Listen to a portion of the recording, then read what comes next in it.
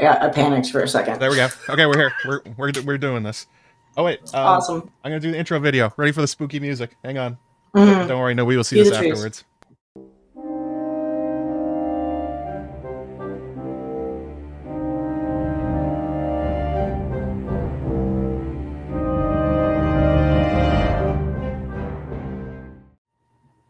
Hello and welcome to another after show. I can't really do the cool ASMR voice for this one. It doesn't really flow quite as well. But yeah, episode 8, the Lord of the Tides after show reaction here. That's right, I actually did a real intro this time. I didn't just sort of stumble into it like a moron. I said things. Yeah. I said the correct things. I did the things. I'm JoeMagician, of course. And joining me this time is the over here, lovely and wonderful Sanrixian. You may know her from literally all the artwork on my channel. And actually, many of you have been going back and watching a lot of my old videos with don't have a lot of animation on them. And all the artwork looks really cool. It's because she made it. She made all of it. She's responsible for the hat. She's responsible for everything. So, yeah, it's been a while, Mallory. I'm so glad to have you back on.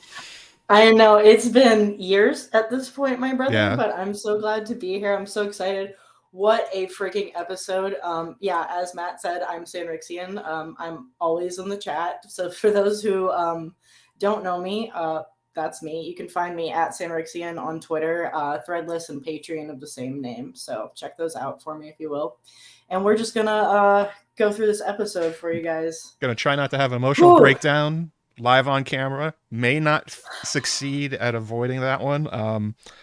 I'm just gonna throw this out at the start. There's only been one other Game of Thrones episode that I cried at, and this was number 2. Absolutely hit me in the feels, hit me in a lot of vulnerable places. I wasn't ready for it.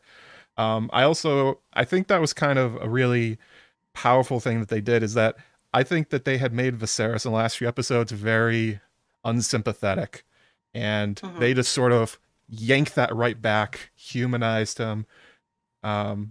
You saw he said that at the end at his speech where he was like, "Don't see me as just the king, see me as this old man here with his family." I'm like, oh, you got me, Patty. It just, you had texted me like to warn me in case I like needed a minute before we started going. Like, you know, like I cried a couple times, and I was not expecting to cry for Viserys like at all. I think Patty has done such an amazing job, like bringing so much more flavor to this character and so much depth. And it just, I was like holding it in, like wrecked, like trying not to sob, trying not to ruin my makeup, like just, oh my gosh, so sad. Like, what an emotional performance. And like George had said something about how like he sees Patty's Viserys as like what he wants his headcanon Viserys to be, like his Viserys to be. And I see it now. Like I see it now. Absolutely nailed it. People in the chat are saying Patty Considine's gonna get an Emmy. I mean, even if HBO didn't throw money around like they did every time to get Game of Thrones all the Emmy nominations, he probably just earned this one. Like, never mind the all the marketing and stuff that's gonna go into it. Absolutely incredible. Oh boy. Oh, a super chat here from Cam Cobain, $5. Damon being the one who put the crown on top of Viserys' head was powerful. That was an excellent moment. It was... I mean, we're going to get back to that one. Thank you very much, Cam. Don't worry. We're going to get back to that one. There's also a bunch of comments coming in from YouTube. I put up a post for people to leave them afterwards that I try and grab as we go. Although it kind of doesn't, it sort of doesn't work because they throw them all, they always want to talk about the end of the episode, and we're going to go sequentially from top to bottom. Yeah, it's because it's so fresh. The last scene we saw, and we're like, and we're just like vibrating off that. And yeah, we should start back. Yeah, let's start back at the beginning. So let's go back about an hour and a half ago. Opens on Driftmark, and I was surprised by this. Obviously I know from Fire and Blood that Corlys gets injured in the step zones, and this is a huge part of what leads up to what happens in this episode. but he's been gone for 6 years. 6 years in the Stepstones. Rhaenys hasn't seen him. Their son dies, their daughter dies, and Corlys, they have that argument, and it seems quite clear that he just up and left for the Stepstones like very shortly thereafter and hasn't been back. That's a hard thing for Rhaenys to go through on her own. Yeah, and having Bela there with her, I feel like she's both like she's like fostering a child to like make up for the loss of her two children. Definitely like being um Bela's her ward. It's Mm-hmm. awesome. They're both dragon riders at this point, so it makes sense, but it just really Rhaenys in the black this episode, the way she just like held herself, you could just tell who yeah, that was probably not a good place when Corlys left. Probably not in a good mood when he stormed out of there. Kind of got like I thought when I first saw that they were possibly setting up for some of the um, future quote unquote dragon riders if we get that. Yeah. Wow. So I was like, maybe they're doing that, but we'll see. It could be. And for him to be that bad, are the Maesters any better? Maybe. I hope. But well, the blood fever sounded awful. yeah, that wasn't great. We also, yeah, as you said, we also saw Bela, and she looks exactly like Lena. They gave her the same hairstyle, the same dresses. It's clear that she has decided to model herself after her mother. Rhaena, very different.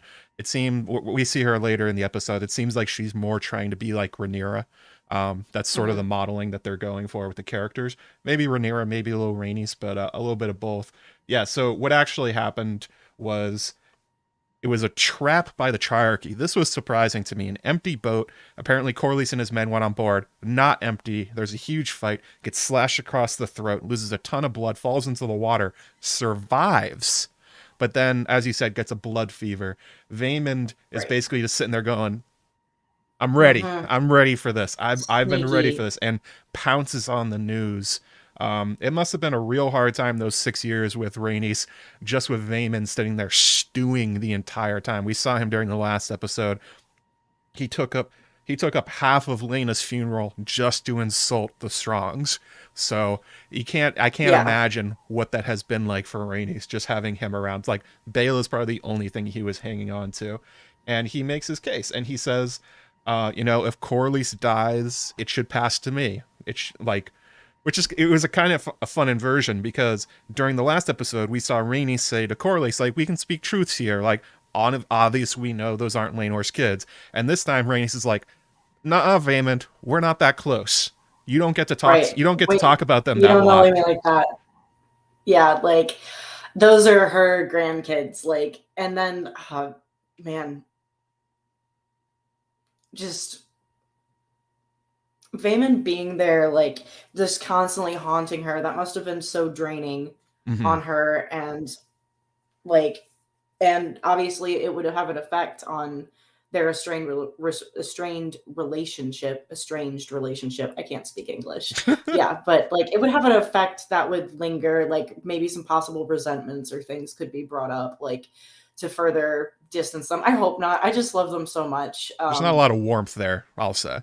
Not a lot of warmth left. Like, and nor Bela. Bela knows, is quite aware that she has had it up to here with Vaemond shit over the last few years. Yeah. Yeah, you could tell she was a little bit done with that for sure. And by a little bit, I mean a lot bit. Like they were both like, all right, you're about to get thrown out of here, man. And this I found very interesting, because we saw Vaemond before in other episodes, and he sort of seems like the kind of guy who rides a lot of his passions. He doesn't seem like he's sort of the kind of guy that has big elaborate plans ready for him. He just kind of rushes at one thing and then another, and kind of without a lot of concern for consequences. Like, seriously, insulting the Strong Boys in front of the king at Lena's funeral, that was a huge risk. It was amazing that he kept his tongue after that. But he comes out with this plan, and he says, like, right away that, let me get the line here. He said, "It is not a king that sits the Iron Throne these days, good sister. It's a queen." And he also has this speech ready to go about Corlys. And he says, "A man whose ambition has brought down calamity after calamity. My brother only cares for the history books. But what of the Velaryon line? Is it to be snuffed out? Supplanted by the pups of House Strong. Driftmark is mine by all rights. And I While I would like your support, I do not need it. The winds have shifted. The crown has good reason to take his side. So this is not the words of Vaemond. This is Otto's words. Right. Quite clearly, over the last 6 years, Otto, who we see quite often like Tywin, he wins his wars by letters, and he's clearly been sending a lot of letters to Vaemond and flaming his anger about the Strongs, making promises about what happens if Corlys dies in these 6 years on the Stepstone, saying like, hey, Vaemond, you take a step forward, things could go real right for you. Like, we have control of the throne. Right. Viserys isn't doing good. And I thought that was a really good subtext. And it's one that I think that Rhaenys and Baela both instantly recognized, like, this is not Vaemond's words. I know who this came from. It came from the Iron Throne. Mm-hmm. It makes it interesting, though, like, at this point, to me, like, when you said that, it just makes me think about how because originally Vaemond was a cousin and not Corlys's brother. Like, in the text, that's the change they made. Making him a second son, like, weighs more now in the situation, and his anger, like, because it's kind of a reflection too of like early in the season Daemon, like, kind of like vying for power in a way, I would say. Oh, also, and nice behind the episode, Vaemond's actor, Emily of the Erie says this in the chat, of Radio Westeros fame. Vaemond's actor said that he always spoke the truth, and that has held him back his life, but it is who he is. And that's true. Vaemond is speaking truth, but the way he's saying it, and quite clearly the strategy behind it, and it's one that Rhaenyra also instantly recognizes. She goes, this isn't Vaemond. This is somebody else. Oh yeah, I know who it is. And I thought that was interesting that Rhaenys, even knowing that, agreed to go to the Iron Throne for the petition, which is, I think, the thing that really surprised Daemon and Rhaenyra. They're like, okay, I get Vaemond. What's Rhaenys doing? And they're really trying to figure out what exactly is going on there. So then we cut to Dragonstone, and now it's time for Sanrixian, the dragon correspondent. Big dragon news here. What happened here? Nothing very dragony, really, was it? Oh, this is when. Okay, I'm sorry. I was thinking of the big panning shots of Dragonstone at first, but Daemon, he goes to Cyrex's cave and claims 3 eggs, and I had no idea what that ooze was at first. And I was like, "Excuse me, is this weird dragon glass? Smoking ooze? Ugh. Was it Ivan Ooze? Is this a Power Rangers movie? What year are we in, Matt? But yeah, apparently that's how dragon eggs are laid. So we all learned something together today. The magic of dragon birth, the really gross looking gooey ooze that dragon eggs come from. So 3 eggs. It was so dark on my TV. The egg looked to be kind of like blackish, grayish, maybe green. I saw black, but it was also covered in black goo, so who really knows? Yeah, it was also covered in gross goo, but 3 dragon eggs for the 3 kids, I'm assuming. But yeah, I can't. I'm stuck on the goo now, Matt. Like, it's all about the goo. It is all about goo. Oh, by the way, make sure you guys slam that like button. We get up to 150 likes. I'm putting on a silly hat. And we'll go from there, because last time we broke through some records on how fast people were slamming the like button, and was like, oh shit, what can I even do at this point? So we're gonna start with 150, and then we'll go from there. Maybe Mallory will do something silly too. Who knows?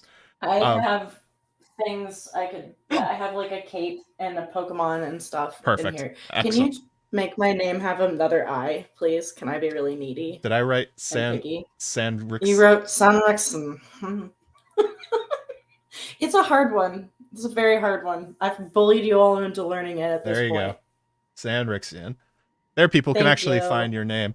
I really wasn't sure what that was. I was straight up wondering if that was dragon poo. If it pooed and then laid its eggs in it to keep it warm. I don't know why you would do that. That seems insane, but I don't know what else it was.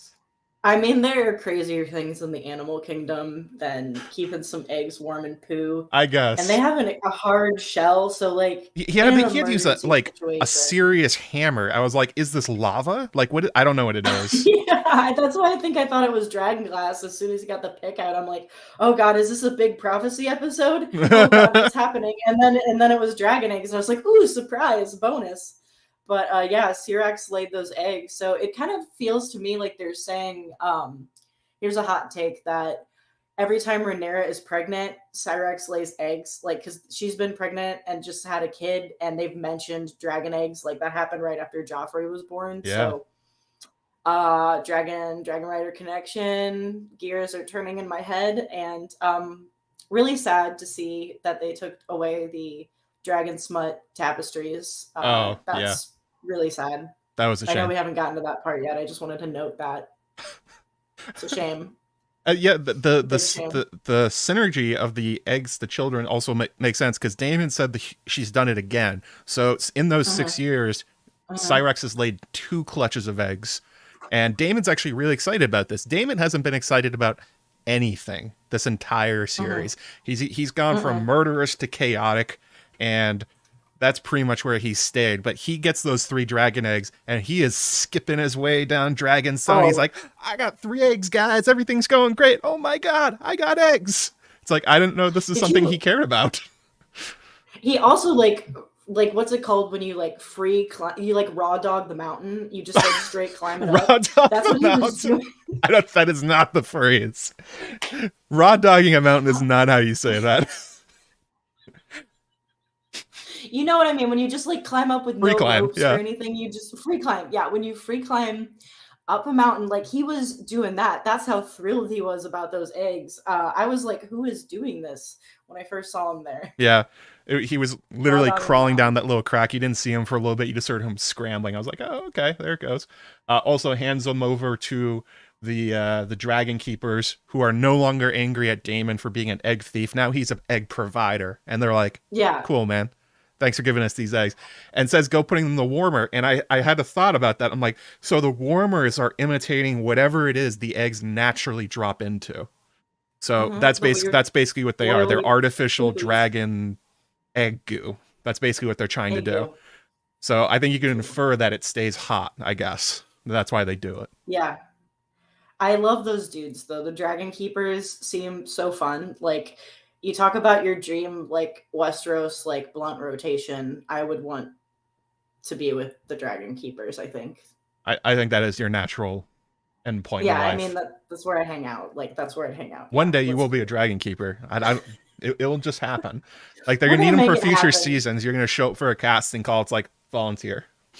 Yes, I volunteers tribute, please. Don't have to Just pay give me. me I'll like just one do shot this. in the background. I'll slide in the poop. I'll get murdered by fire. Like, just let me be there for the experience. uh, yeah, that'll be amazing. I hope so. The next thing that happens is the letter from Bela. This is what we were talking about a little bit earlier, that Bela is incredibly sharp. She is incredibly smart, and she is picked up right away. Oh, I think Mallory froze.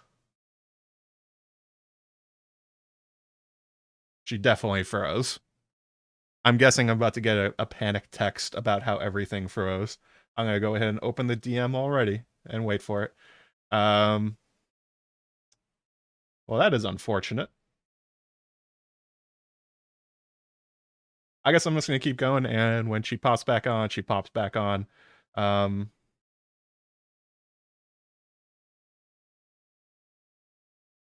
Yep, there it is. Oh, no.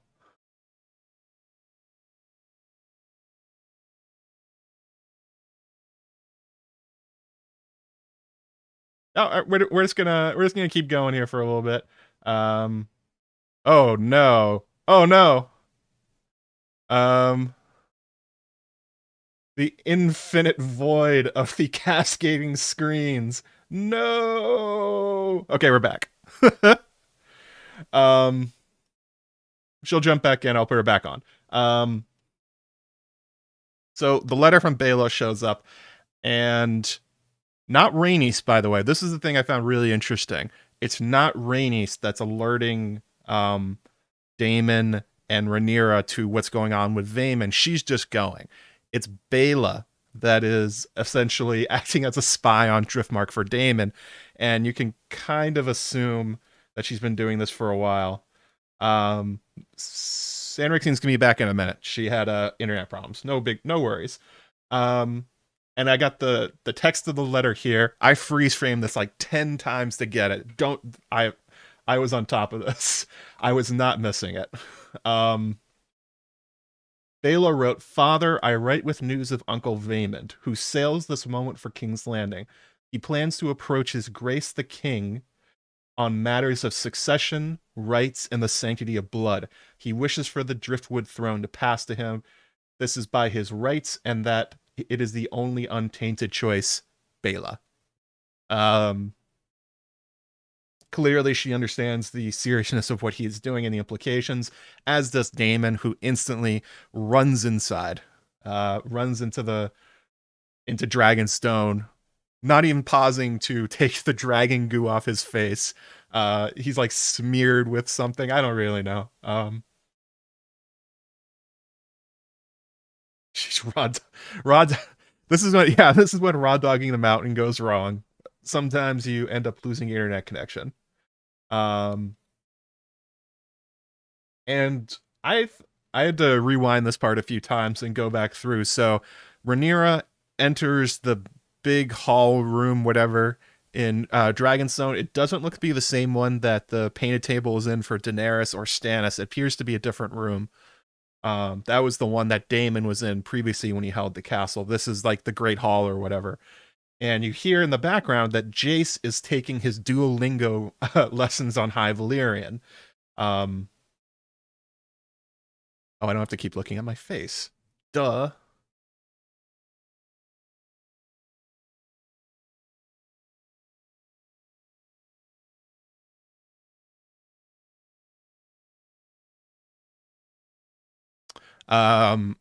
So Maester Gerardis, they didn't name him, but that's who it is. It's Maester Gerardis, is teaching Jace the history of House Targaryen, but in High Valyrian. So they're kind of going for a double one here. I don't know about you guys. When I took foreign languages back in school, they did not teach me both history and and the foreign language at the same time. They started off with simple stuff like "my name is" and "I would like to go to the library" and stuff like that. Jace, though, he is ambitious as hell. He's going for both of them. It's also pretty impressive High Valyrian from the Maester. He appears to be fluent. I don't think I would expect most Maesters to be fluent in High Valyrian. That's pretty unusual. So clearly, the Dragonstone Maester, they sent an all-star to Rhaenyra, unlike Mellos, who sucked. Oh, super chat here from CIE Project, $5. Callback vibes to Kingdom of Heaven and Edward Norton as Baldwin the Fourth with Viserys' golden mask. Absolutely, I am sure that's what they were drawing on. I actually haven't seen the Kingdom of Heaven. I'm sorry, guys. I haven't been there.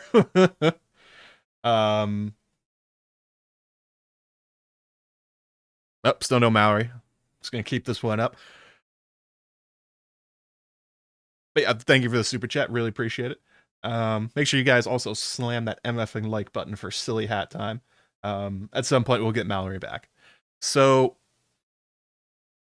as she's doing this, you also see that Rhaenyra is rubbing her belly. She's pregnant for the third, this would be baby number 6. This would be her third child with Daemon. This comes up later, obviously. Kind of a fake out here, actually, that they're like, oh, maybe this is the first baby that they had. And it's like, oh, they snuck the Viserys and Aegon right by you. So I'm hearing from Mallory that her internet is just gone. I don't know if she's going to come back. I hope she does. That would be the shortest guest spot on my channel of all time. Hopefully she comes back. Fingers crossed on that one.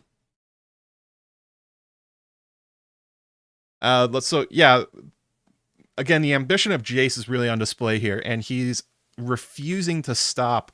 Even when he's having problems with the High Valyrian lessons, he has trouble rolling his R's, which, as a standard white boy, I have problems with too. I cannot roll my R's very well.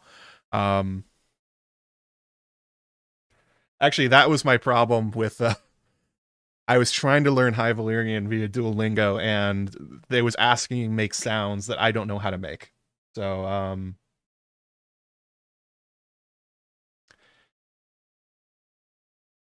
but this was also something interesting, that Jace is having problems with High Valyrian. Clearly, he's been They've been teaching him since he was a boy to learn to speak it, but he's still having trouble with it. And if you compare that to his mother, you compare that to Rhaenyra.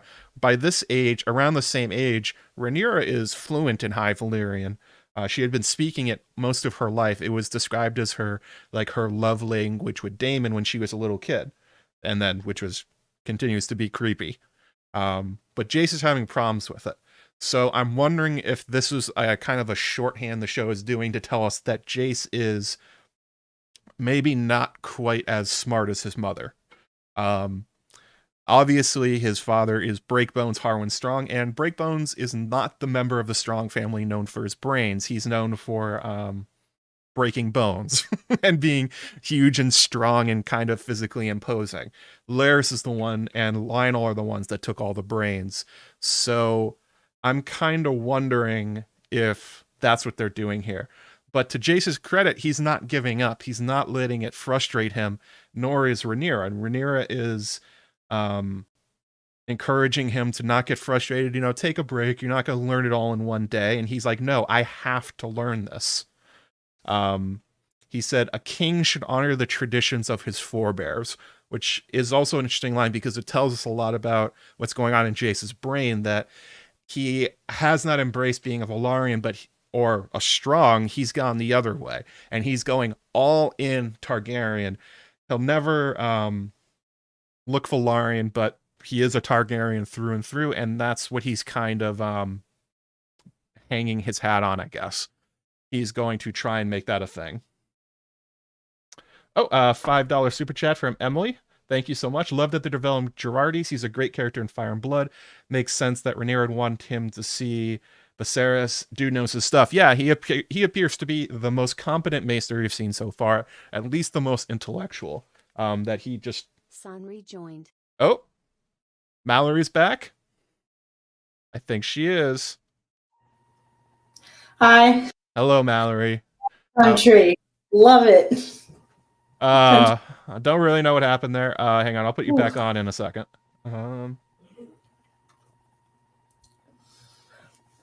Oh, gotta switch these. There we go. She's back. We did it, guys. We did it, Reddit. I made it. It was just my internet straight went out. I'm sorry. That happens sometimes. I didn't mean to abandon you. I can handle streaming on my own. I don't know if you've seen it over the last couple of years. Actually, my favorite one was the time I was on Radio Westeros and everything they had crashed, and it just became a solo Matt stream on their channel. I was like, all right, here we go. Done raw dogging the mountain, that's right. I was looking for dragon eggs. I got lost in the wilderness. I lost my reception. The goo got on the router. Nobody likes it when the goo gets on the router. Exactly. Oh, hat time. We're doing hat time. Well, this is going to look a little funny because I'm wearing headphones today, but maybe we'll actually sit correctly then. Will it? Sort of. It's a little floppy. The hat's a little floppy today. That's what she said. That's what she said. That's what she said. Yeah. That's what she said. Oh, I got it backwards. Okay. Can he do it, ladies and gentlemen? I'm doing it with a tiny little camera thing. All right. So it looks a little silly, but we're going to roll with this. Thank you all for slamming the like button.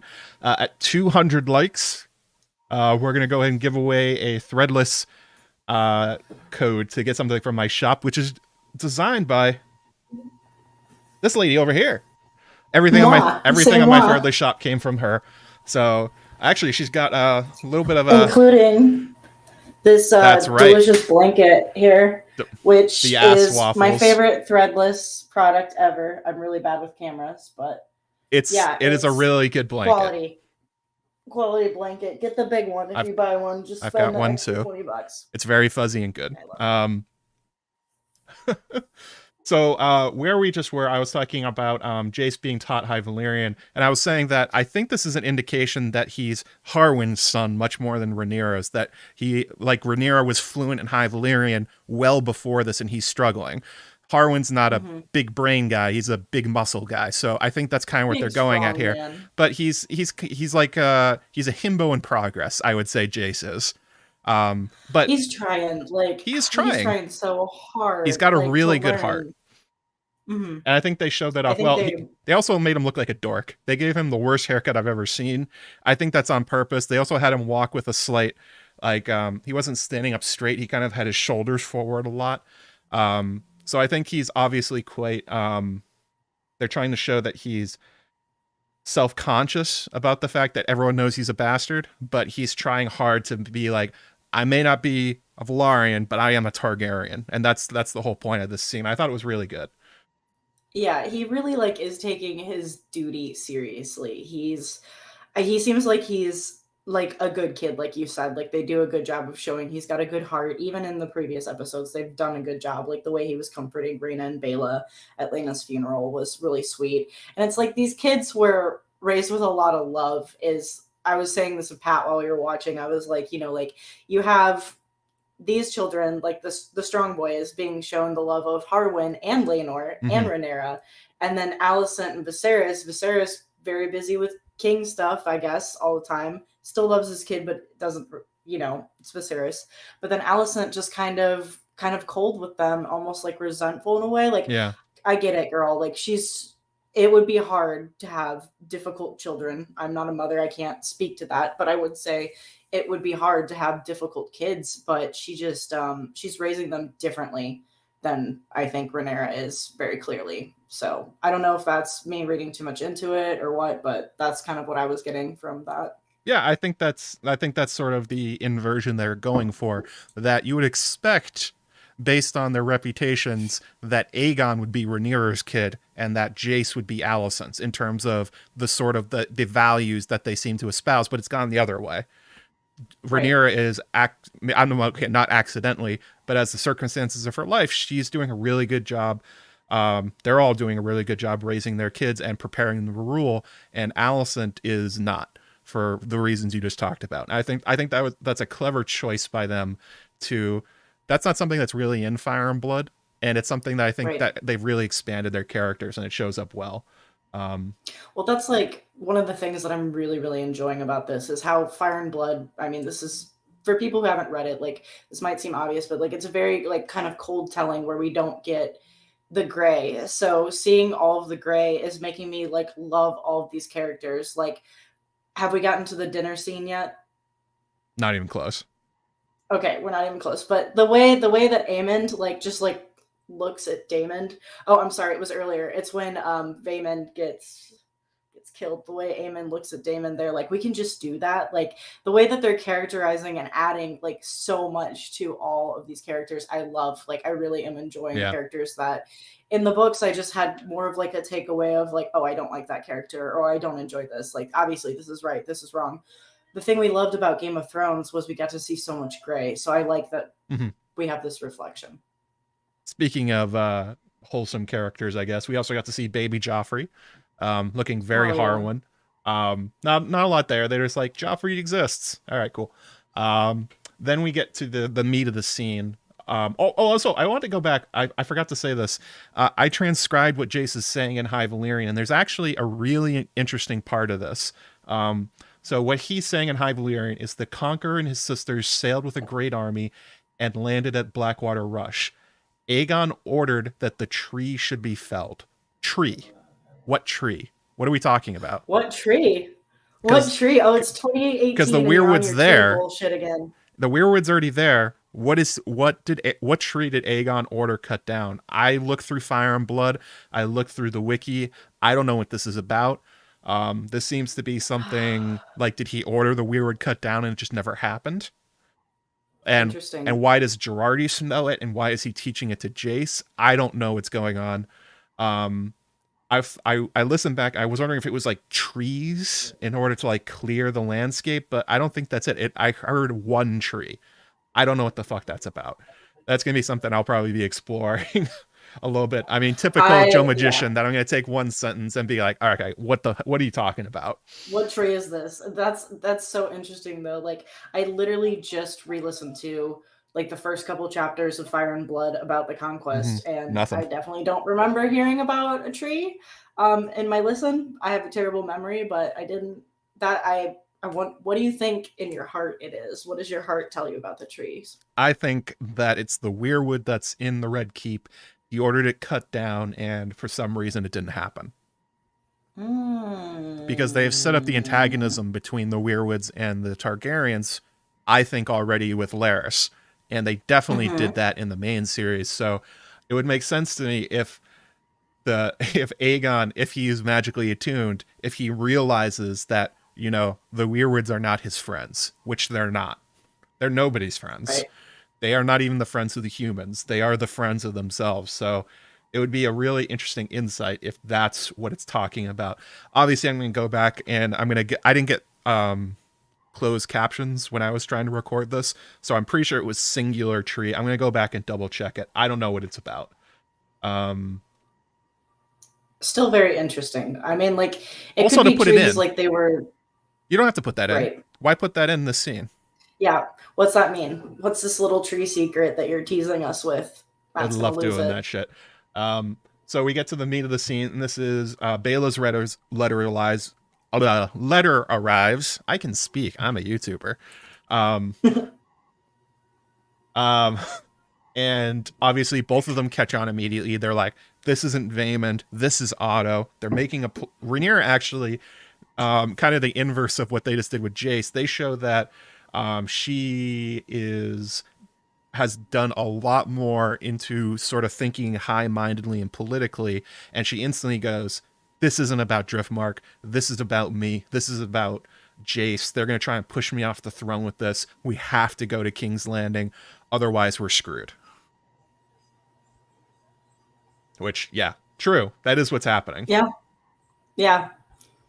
I mean, it's kind of, it is. At first I was like, you're making it a little bit about you, but then it's like, yeah, that's absolutely what's going on. Correct. She knows Alicent. She knows Otto. She understands that something is wrong with her father.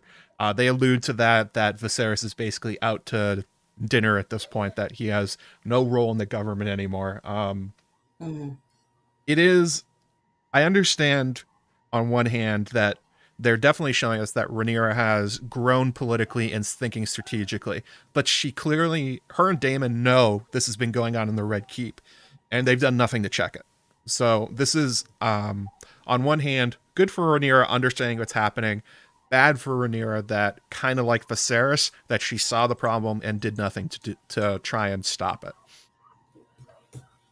Which is kind of typical for her as a character. I mean, you have to look no further than who her inspiration is for how to do things. This is what Viserys would do in her spot too. Right. Unfortunately. Yeah. Whoops Oopsie on that doodles. one. They just, we're all going to King's Landing. Everyone's going in. They jump in the boat. I also thought this was interesting that they have the royal boat, which is obviously at this point in the episode, you haven't seen Viserys. You don't really know what's wrong with him, but they have taken possession of it, the thing that he used to sail around in all the time. So this is a subtle hint as we're getting into the episode that, like, he is really not doing anything. That he is in rough shape, and they know it. And the fact that they didn't, like, take their dragons is also kind of telling. I guess they're trying to take, like, their whole family, like, so they would need the boat, and it'd be kind of hard to strap 3 babies onto 2 dragons at this point. But, you know, well, I guess Jason. Yeah, Jason, Arax and Tagirijus. Oh, no, yet, Vermax and Arax are big enough now, I think, to ride. So they could. Yeah, they should be. They wouldn't be at the Dragon Pit. They would be back on Dragonstone. Yeah. But I guess maybe they didn't want to, like, go out to the Dragon Mont and find them and then get everybody ready to go. They just jumped on the boat and left. Maybe slower, but yeah, I mean, whatever. It's more practical for families. I'm just thinking because it's kind of like showing, like, a more tamed, like, or not tamed. I don't want to say tamed. That's, like, the wrong word, but more of a gentle, like we were talking about earlier, how Daemon, like, looks really happy and he's skipping up that mountain.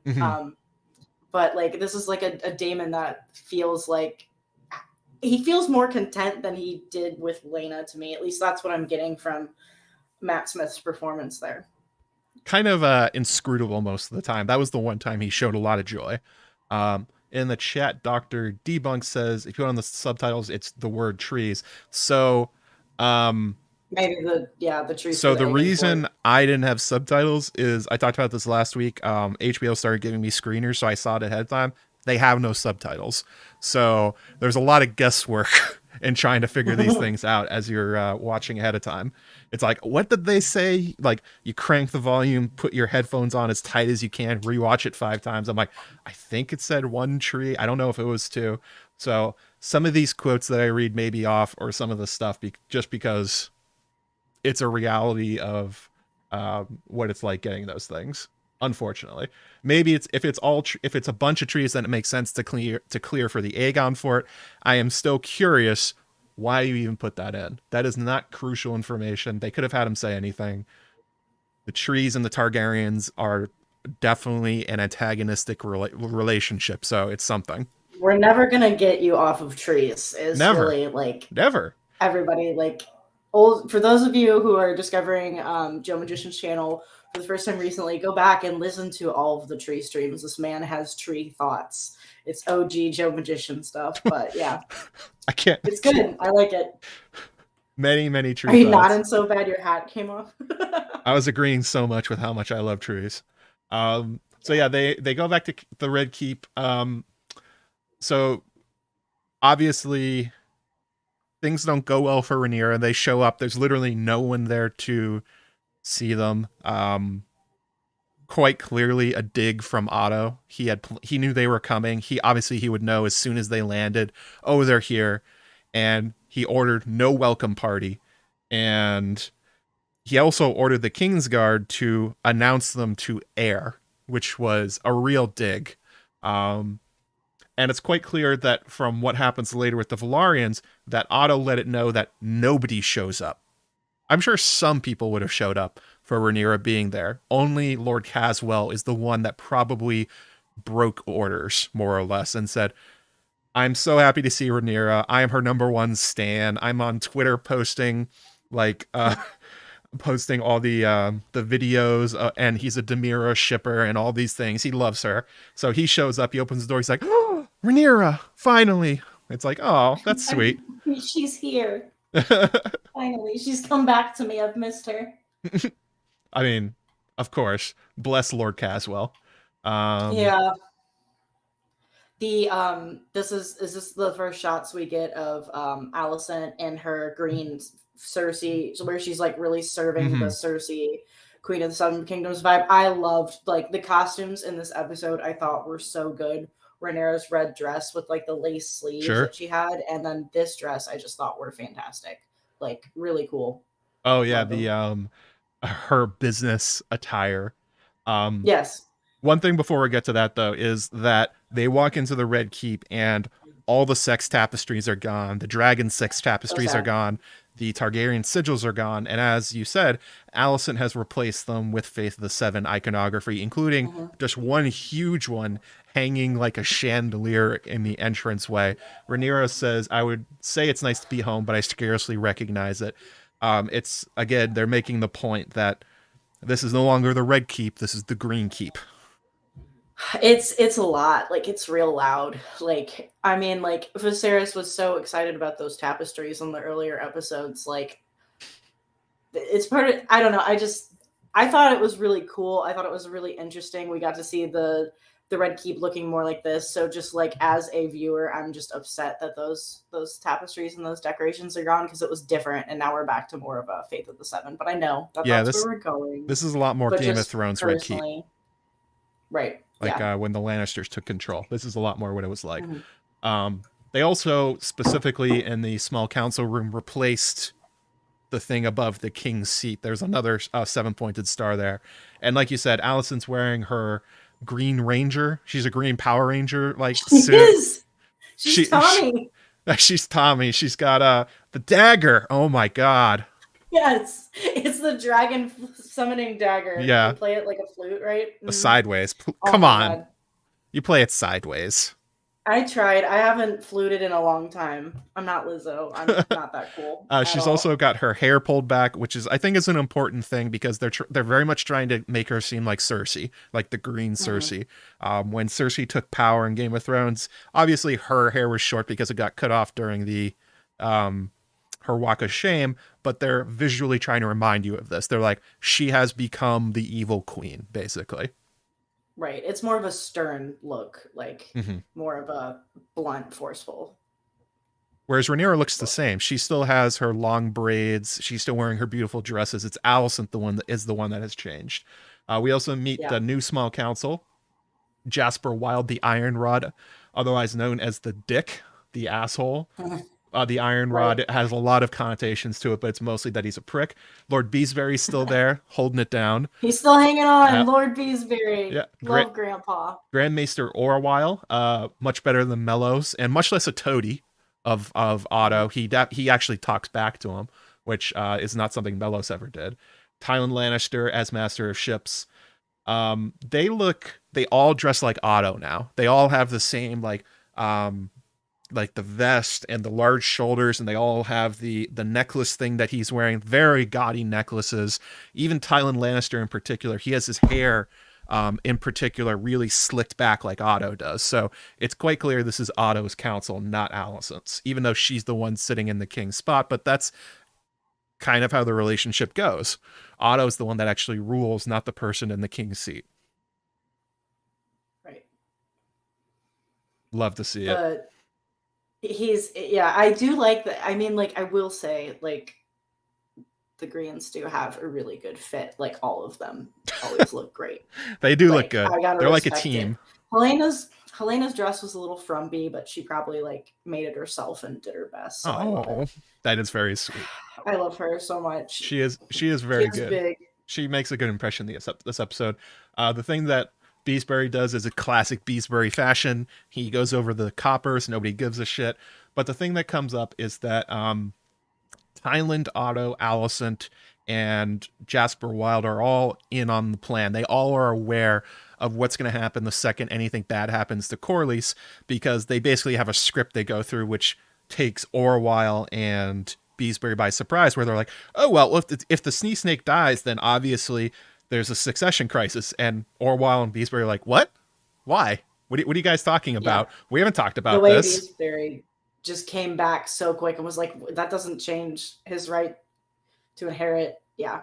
That was a good moment out of Beesbury. They sort of showed him as being kind of out of it in a similar way to Viserys, but he argues back, and I actually thought it was really funny because Tyland's like, well, he won't be a very good admiral. I am Tyland Lannister. I'm the master of ships. I know how to do it. And Beesbury's like, what does that matter? And Tyland's like, Otto, help. He said a thing. Seriously. Help, Otto. Help. Get him. Sick him. Get him, boy. Which Otto does. And Jasper Wild comes back and says, like, oh, well, there's a question of succession. They're going to hear petitions. Beesbury is furious, setting up things for the future. Spoilers that we won't talk about, but Kim and Orwyle are the ones that are really speaking up against this, and they realize that there's a fixes in, and they're not super happy about it. We also get to meet the Cargyle twins. We see Eric and Arik. Of course, Alicent can't tell them apart. Classic stuff. Mm-hmm. I don't even know which is which. They should wear an E and an A. Yeah. At this point. I mean, it would help. They're really just going to fuck with us the whole time with this. Yeah, they definitely are. So, let's see here. What's the next one? We get to see Viserys. What's going on with Viserys? Things aren't going good, are they, Mallory? Oh my gosh, like the amount of time on poor Viserys. I mean, I get that where like we have to see like how bad he's doing, and I thought what they did like makeup CGI wise was pretty good. I was upsetty spaghetti. I didn't like looking at it. Like I felt so bad for him. Like he's so clearly suffering so bad from his disease, which has just progressed so far at this point. He's got, what would we say, like days left? Question mark? Not hours? Long. It's clearly he's only hanging on because he wants to. Yeah, and this is where I started to get emotional, as we were mentioning earlier. Just like the way that he has made us like feel that he really cares about his family throughout these earlier episodes. Like Patty's performance is just It's rough. His Poor Viserys. and they made it so that his chambers reflect him. We see the completed Valyria sculpture, but it is covered in cobwebs. There are open books that have clearly not been touched in years. There's cups where he left them the last time he was able to touch it, which was quite clearly a long time ago. Also, that nobody's really taking care of him outside of probably Allison. Like, nobody's coming through and dusting this stuff. Nobody's coming in here to see him. They all know that his time is coming. And as you said, he has bandages over his right eye and face. He's in bed. He's incoherent. He doesn't recognize Rhaenyra. He doesn't recognize Daemon. Actually, a recurring motif that his sight in his left eye is so bad. Kind of a callback to Jaehaerys, actually, that he doesn't even know who he's talking to. Right. And he's although this comes up, the reason he has no idea who he's talking to, Daemon discovers, is because he's basically been given nothing but milk of the poppy every day to ease his pain. I'm sure that's why Alicent's doing it, but it's not why Otto's doing it. Otto quite clearly understands that he is drugging the king so that he cannot make decisions, and he's ruling in his place, which is what Vaemon was alluding to. Yeah, I mean, he's just like withered away at this point too. Like if they're not feeding him or he's asking for, he called it tea, and it was like he so thought it was clearly tea. something. Yeah, he thought it was tea, and it's like he's obviously just like in a opioid coma, just like existing, like just basically waiting for him to die. It felt super disrespectful the way that like everything was shot kind of like from far away, so you could see all the linens all over, just looking drab and sad and like very still, like very close. Like it gave me a big like The Veil vibes, like on the edge. Like I the whole episode, I mean, I know in the text when he dies, but the whole episode I was just waiting for him to drop. Like I was like, it's gonna be now, it's gonna be now. They're gonna do it to us like this. Like, whew, he just poor party dad. I mean, like I described Viserys to my brother as party dad, thinking before they did the show that they were going to go a different way with him and his performance. And so he goes and tells his friends, yeah, my sister calls him party dad, and I don't know why. And we just caught up on all the episodes, so Aaron's going to go watch this. And I'm like, oh man, you're going to get to see that. And that's not a party at all. This is not a good time. There's a comment on YouTube that says what I was about to say, where a fire inside Brad's that's having recently lost my grandfather after a several year long battle with Parkinson's, and the degradation that brings. The episode hit me so damn hard, it's not even funny. Patty Considine did a flawless job here. Man deserves an award. Yeah, I lost my last grandparent in the spring, and this is when I started crying when I watched the episode, because it was pitch perfect for what it's like seeing somebody die in hospice care in the modern world. It was very tough to watch, and he did an incredible job. But they sort of did a redux of the Aemon scenes from Game of Thrones, Aemon's death scenes.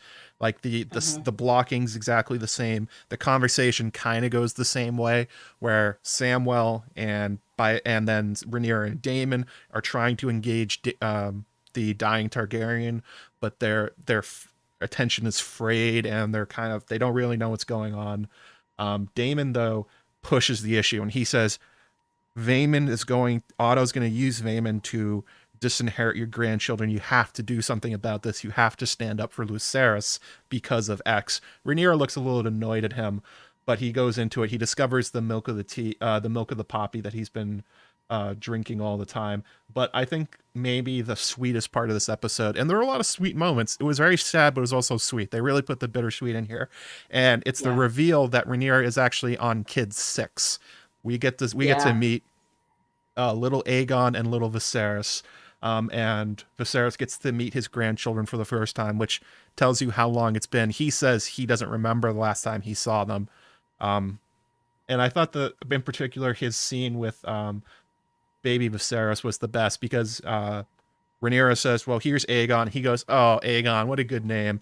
And then she says, and this is Viserys. And you can see him like come back to life. Yeah. And he laughs and he says, a name fit for a king. And he reaches out and he scares the kids because of the condition he's in, which is, rough. It's rough, but that's exactly what happened with Aemon. It was little Sam, or Aemon Steelsong, And in the books, that was really the thing that anchored him and the thing that really brought him joy during the end. And you saw that with Viserys, and Patty really had that come through. Right. Bad time for this, but we're going to run a giveaway because we just hit 200 likes. So Yay! Let's be sad about Aemond peace. and Viserys together, everybody. There we go. It's crying hours. So keyword is going to be Aemon. Type Aemon in chat, and if you we'll go at stone for your throat, my friends. Yeah, 11:20. We'll go ahead and roll it and give it away. If you've won recently, try not to enter. I'm not gonna like, how dare you, that kind of thing. But be kind to everyone else. So type Aemon in chat if you want to win a free shirt from my Threadless shop. So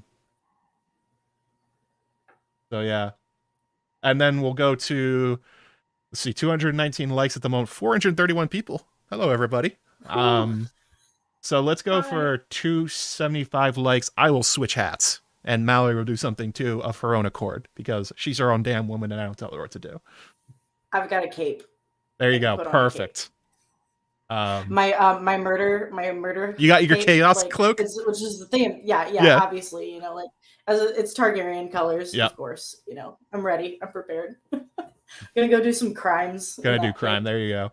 But yeah, this was the second saddest part of the episode, but also the happiest. It really did show the care that they went back and they recreated Book Aemon. This was not the show Aemon. This was Book Aemon being recreated with Viserys, with the next generation and the one after it. And as you guys may know, that is my favorite chapter and also my least favorite chapter because it is incredibly hard to read, but it pulls on my heartstrings. So that's what they did here. It was a big Joe Magician flavored episode. Isn't everyone? And got excited about a tree. Every episode is mine apparently with Hot D. They're catering to me in particular. I feel that the way that this show has hit so many things that, like, I feel like the book fans and like us nerds who are just like, we breathe this stuff, I feel like they've done a really good job in a lot of ways, and it makes me happy. And I like getting excited and being happy about things. Yeah. As we just talked about being really sad, let's be happy for a minute about Viserys. Well, let's go from sad and happy to straight up anger. And this is, of course, the Aegon subplot. So we go to Alicent's chamber, and there's a servant girl there crying. Alicent is told that there was an incident in the prince's apartments. Okay. I'm not going to go through the conversations beat by beat, but the long and the short of it is that Aegon grabbed the servant girl from behind and raped her. That's what we're supposed to understand. I don't know how far it went, but quite clearly the girl is devastated, and Alicent does maybe her worst thing that she's done in the show so far, I would say, because the implication is that for the tea, right? It wasn't Moon Tea, was it? It was Moon Tea. No. That girl's gone. She's dead. Oh, you think she murdered her? Well, in the next scene with Helena, she's like, "Where's Diana?" And Alicent hugs her. It's because Alicent feels guilty about what she just did. The girl's gone. She's either out of the castle or she's dead. One of the two. I took that to be it was Moon Tea, so that if she was pregnant, she wouldn't be pregnant. And then she hugged Helena because she was like really upset with Aegon for like treating his wife like this, which is also her daughter. Well, the clues that I took, I believe you. I'm just saying that is. I didn't realize I didn't realize that was. I picked that up and other people didn't. So I'm just going to go through the other ones. There's a thing where Diana says that, I won't say anything, and Alicent gives this really sad look and says, "I know you won't," which is quite typical for "I know you won't" because you're about to die. She has Larys Strong there to take care of it if she wants to. Also, she gives her the Moon Tea. Summon him. Yeah, it was surprising Larys didn't show for this one. She also poured the tea and gave it to the girl, to Diana, and there's a weird look from not only from Alicent but also Talia, her servant, who I found out is one of the producers. That's why she keeps getting screen time. Cool. They both have this troubled look on their face about what they're about to do, And yeah, I'm pretty sure the that was not Moon Tea. I'm pretty sure that girl is dead or gone, one of the two. Because So this could be.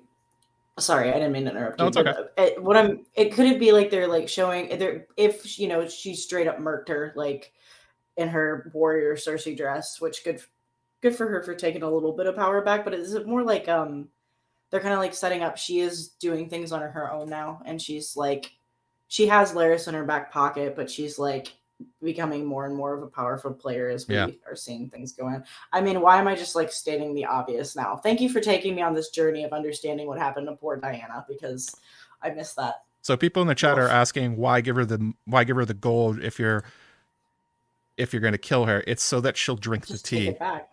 Yeah. Like she's not losing anything. She's just going to take it back afterwards. I think if you go back and you watch Allison's face, Olivia Cook, I think she's extremely troubled by what she's doing. Talia is as well. The tea looks funny, and they specifically show her pouring it so you can see the color of it, which is a weird choice as well, and that she personally did it. It looked thick. Yeah. Like almost like it was creamy in some way, like which would be could be poison. Probably. Yeah, give her the money and imply it's moon tea, so that she'll actually drink it. So you don't have to force her. You don't have to force Laris to do Laris things, I guess. I wouldn't be surprised if she got Kai burned, if she finds her way into the black cells, if she's not dead right now. Like nothing good happened there. She did not pay off that girl to keep her mouth forever. She knows she's not going to say anything ever again, and the implications of that are not good. Right. And especially because Diana says, I won't tell anybody. And Allison comes back with, well, you told 3 people, meaning that she doesn't believe her. She's like, I mean, the girl's like traumatized. I feel awful for this girl. I mean, like, poor thing. But she was clearly traumatized. Thinks she didn't tell anybody. Obviously blabbed to 3 people already. I see that clearly Allison would be ready to do some murder on her own, and maybe not release her murder hobo. Maybe keep him in the back pocket for a while. Yeah, I mean, like literally could be Kai burned, one of the ways. I'm curious. Yeah. Actually, I'm gonna put this in the chat. I'm gonna put up a poll. That was my reading, but maybe it's wrong. So, what happened to Diana? Also, we're gonna roll the thing. A bunch of people. Remember, aim in the chat if you want to win a free shirt. Dead, gone. Or what? Okay, so black cells, dead, black cells, paid off. All right, so those are your 3 options. I think she's dead, but she might be in the black cells with Laris. Like that's definitely what they're trying to get you to think about with this scene. Like Cersei does the same thing, especially in the books. This is what she does to Lady Stokeworth, I think. Right. I just did not pick that up. Just poor girl, man. Really making Aegon look real skeezy.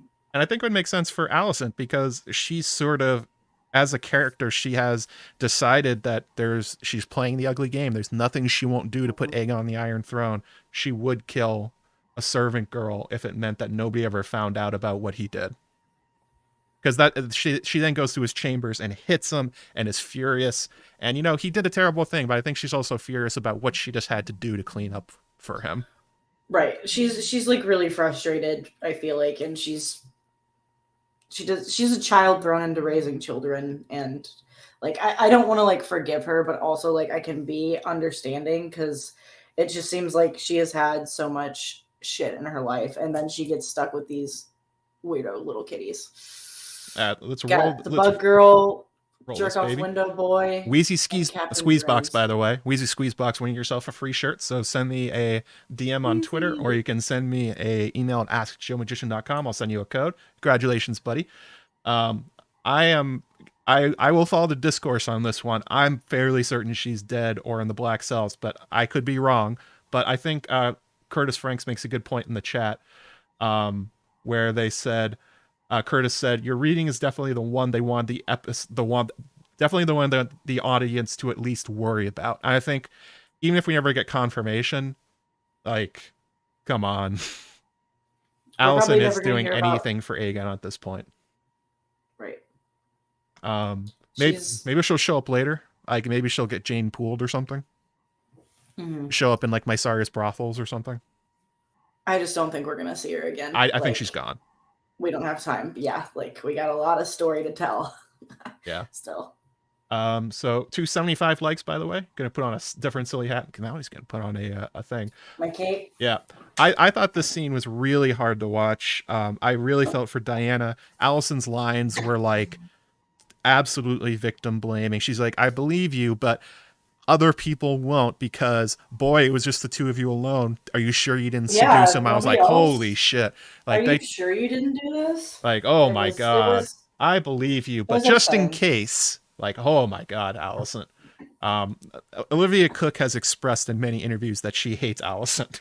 So I think this is one of the Yeah. scenes that probably made that opinion happen. Here we go. I'm ready to do murders. What'd she call her? She called her the MAGA queen or something like that. It's like, yeah. She's allegedly said that she plays her like a woman for Trump or something along Yeah, those that lines. was her thing. So Yeah. then we go to That's a Aegon's choice. scene. Aegon sucks. Once again, we see his butt for some reason.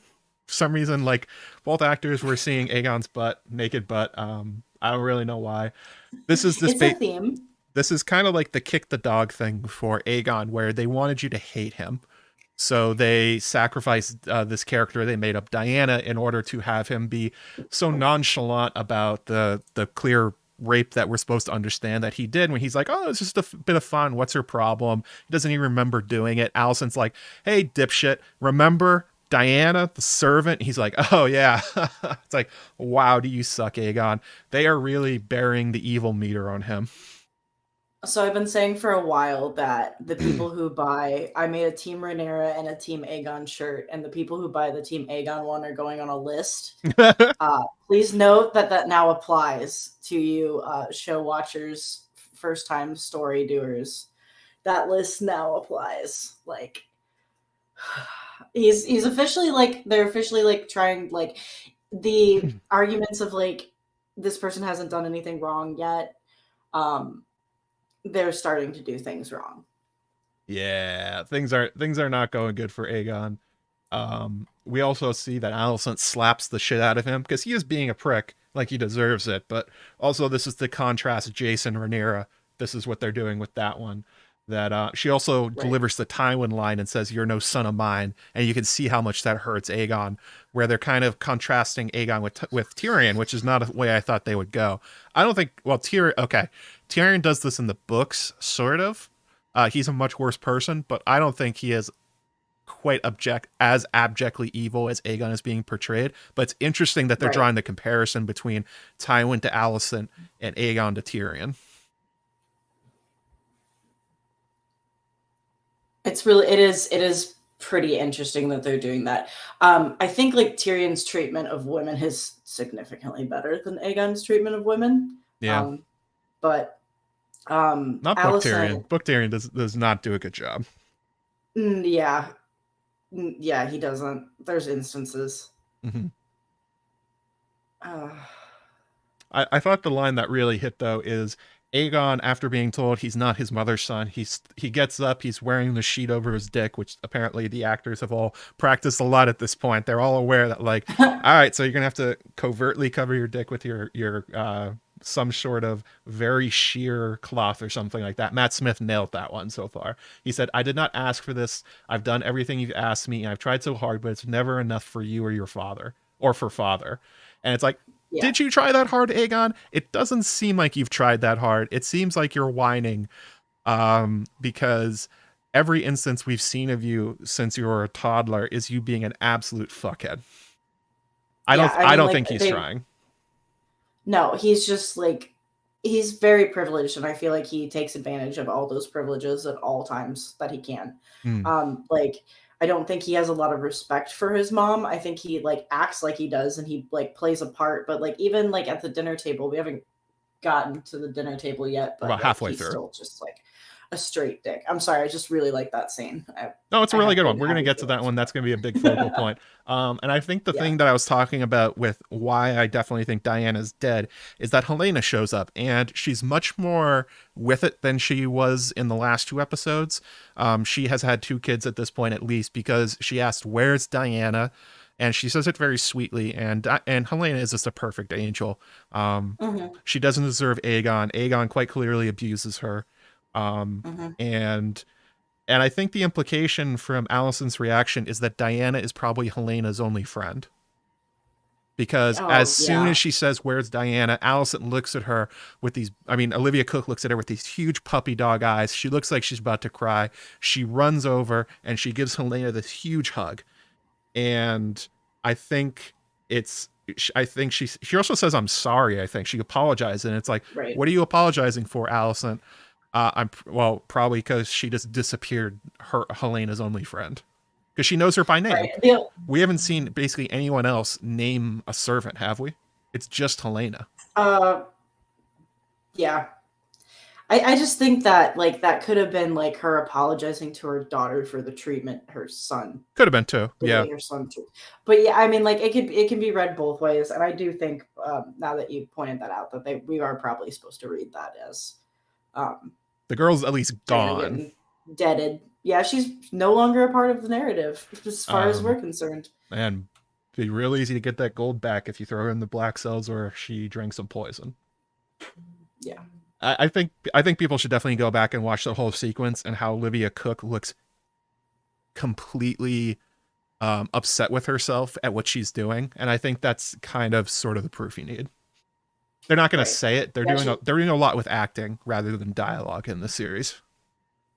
Right. She was very tense, and her eyes were she was very having a moment going through it. Knew what she had to do, but it was still difficult for her to get through it. Yeah, I can see that.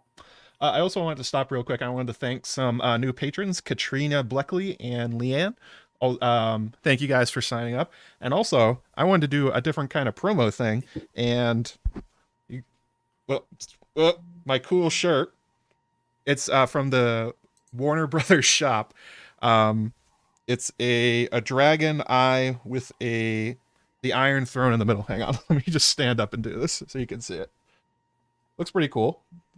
That's cool. So I've got an affiliate link if you guys want to check it out. Anything that you get from their shopping, including shirts, mugs.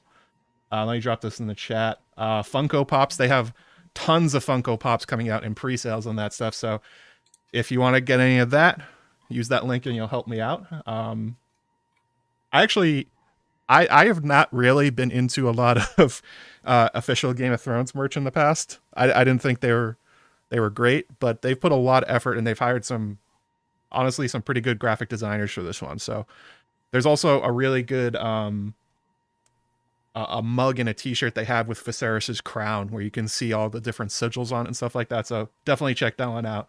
Link is in the description if you don't see it in the chat or if you're watching this backwards. That's my promo for this episode. No more Audible or Amazon because everybody else does those. Right. Yeah, I have some of the stuff that they've come out with. I'm going to say something controversial. The Hot Topic. Oh yeah, Hot Topic. It's the same stuff. It's on both shops. It's the same stuff. Yeah. Okay, because they have they have a couple tops where I was like, yeah, that could work. Yeah, that could work for all of our con parties where we're modern versions of different Targaryens. We gotta have the stuff to wear, man. Yeah. I also, going back to the episode, I definitely felt horrible for Helena here. It is quite clear that she has been the victim of Aegon pretty much these last 6 years in every way. She talks about it later, but we do learn that she already has at least 2 kids. So this is likely Jaehaera and Jaehaerys. Unclear if Maelor is alive yet, but if not, they'll probably introduce him. They snuck a lot of kids in this episode, so don't be surprised if they just show up out of nowhere. Probably pretty soon, yeah. If not, already born-ish. Yeah. Close. Gotta be. So we jump back here to Viserys's bedchamber where Daemon and Rhaenyra haven't left, but Alicent shows up after having dealt with Diana and Aegon and Helena, so she's having not a great day already, and it's clearly weighing on her. and she walks in and they have this conversation about what's going on with Viserys. And Daemon kind of this is a callback to Lionel Strong when he arrived on Driftmark and he was like, Lionel's like, where is everybody? And he understood it's an insult. Daemon says the same thing here, like, boy, Alicent, why was nobody there to meet us? And Rhaenyra actually kind of saves her briefly and goes like, oh, I'm sure being a ruler is very busy. Backhanded compliment, but still, Alicent has no explanation. It's clear it was an insult. And but Alicent does something strange here where she says, I do not rule. My father and I are stewards of the king's will and wisdom. I didn't expect that from her. I thought she was gonna be much more upfront about the fact that she is basically the queen of the realm.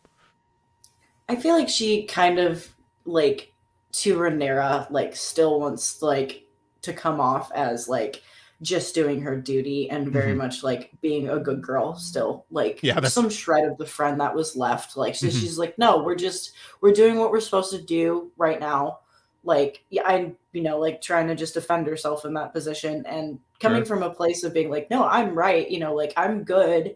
It makes when you do the evil things like possibly worse, murdering so much worse, stings twice as bad. It sure does.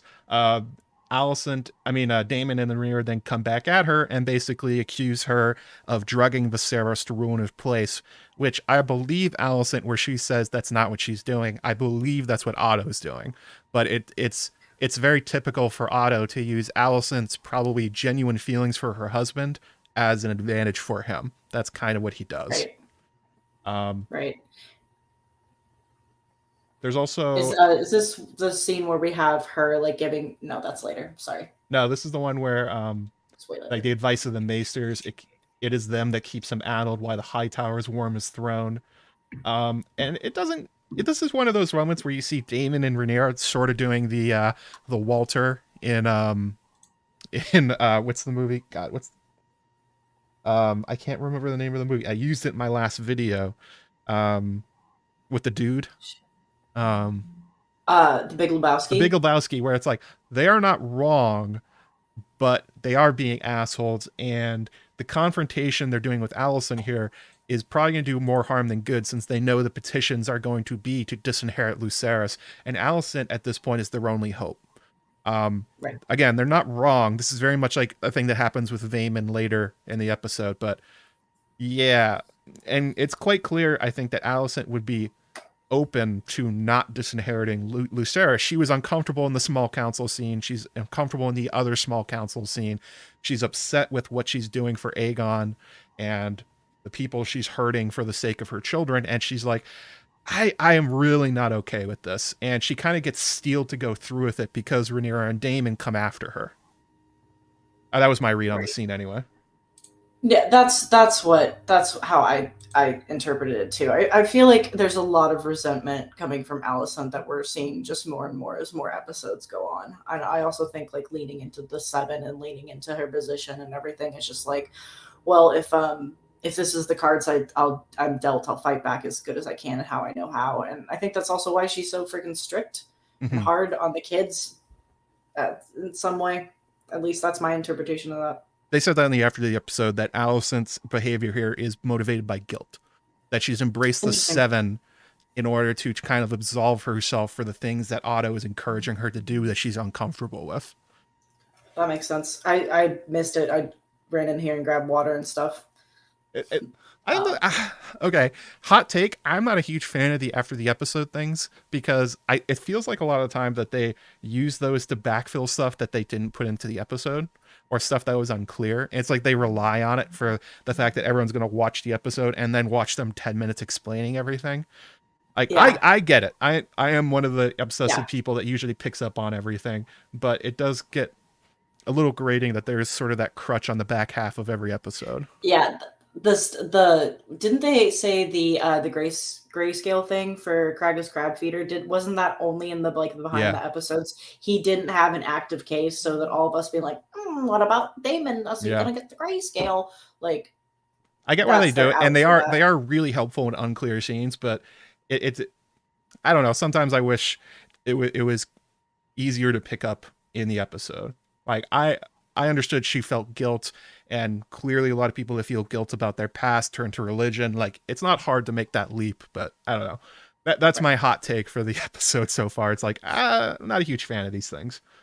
Like, I am a fan because they're really clear, not a fan of how it's like a required extra 10 minutes to understand everything sometimes.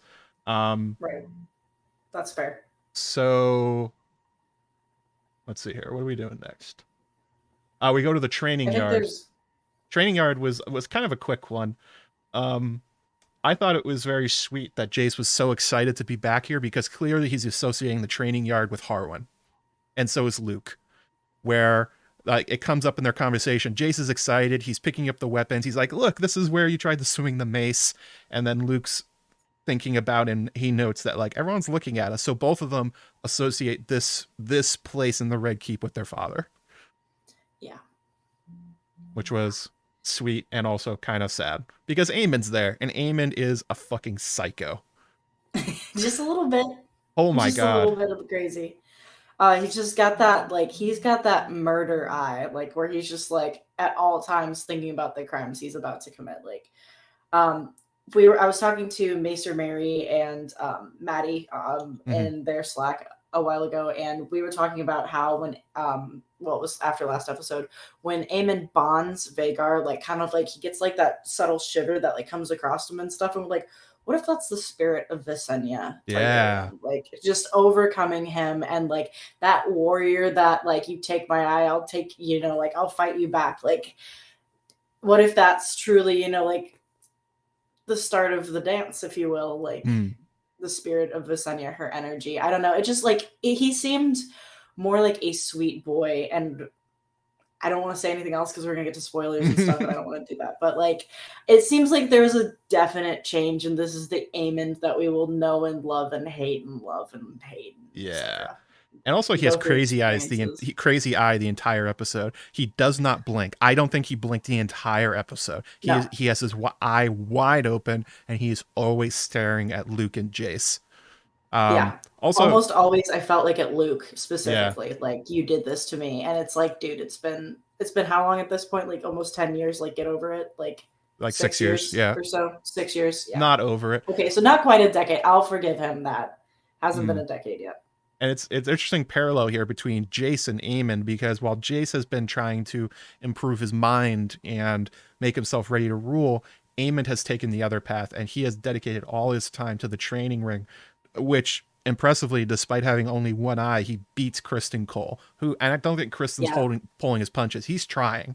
He's swinging a real mace as hard as he can, and Aemon is just dodging it and parrying him. Maybe it's choreographed, and maybe they're just showing it off, but the implication you're supposed to get is like, oh shit, this is all Aemon has done for 6 years. I think they're really showing you that he's become like a warrior, because Criston, like, as much as we love to dunk on him, and as much as I hate him, he was a legit warrior. Yeah. Like, he was a good fighter. Like, it cannot be argued. So Aemon being able to land blows on him, that's scary. You should be scared. And he thinks he's so cool. It was like Jedi-like. Snotty little eye patch. He knew the blows were coming. He has memorized Criston so much that he knows where each swing is. And this is actually one thing, going back sort of the magical side of Aemon, like you're talking about with Senya, it's like, it really did see like, it felt very Jedi-like. I mean it literally, that it almost felt like he could see the blows. And again, maybe it's memorization, but there's definitely a magical sense to Aemon as a character that's going to come out in the future. Like, I doubt that sort of exists in universe, but I would assume that it's not a mistake to make him look like he's dodging bullets, basically. I mean, it's interesting because of the magic, and, you know, one of my favorite characters will come up with an Almond, his lovely wife. We'll say no more. Like, speaking of magic, and speaking of like the magical side of him, like, obviously look at the other parallels we have with one-eyed people in Aswath. We have Bloodraven, and we have like Euron. Euron. So like, giving up an eye to gain knowledge is like a whole thing in Norse mythology, with Odin giving up his eye to gain sight. Like, I think that's there could be something there. Like, I don't know if they're gonna go like full. I doubt it's A lot. I literal. don't know if they're gonna do a lot of. I really think they just want you to, they make you think like he's Anakin. Like they want you to think Anakin Yeah, Skywalker here. And it's like, okay, mission I'm accomplished. okay with that. Yeah, I understand where you're going on. And then Vaymond arrives and he's flanked by the Hightower soldiers. Okay. Not a lot to see here. Aemon's just continues to try and like kill Jace with his mind. Clearly he's looking forward to any opportunity to try and get the kid back. And it's also noticeable that he looks like an adult. He is straight up full grown and he is thick. And He's huge. Jason Luke are not.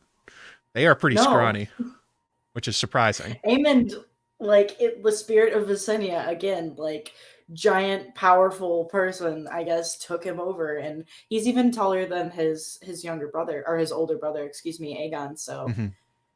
just a powerful presence for sure. Very much so. Then we get to the Small Council 2 scene, basically. It's Vaymond, Otto, and Alicent, and we kind of went over what's going on here. It's making it clear that this was a setup between Otto and Vaymond, but the part that was more interesting is that Alicent's looking for a way out. She is arguing back. She talks back to Otto before he basically smacks her down, but she's uncomfortable with it. She says she's uncomfortable with what they're doing, and she wants a reason to not disinherit Lucerys, but she doesn't have one because obviously Daemon Rhaenyra just roasted her, and Otto is being an overbearing father to make her kind of suppress that she knows what they're doing is wrong.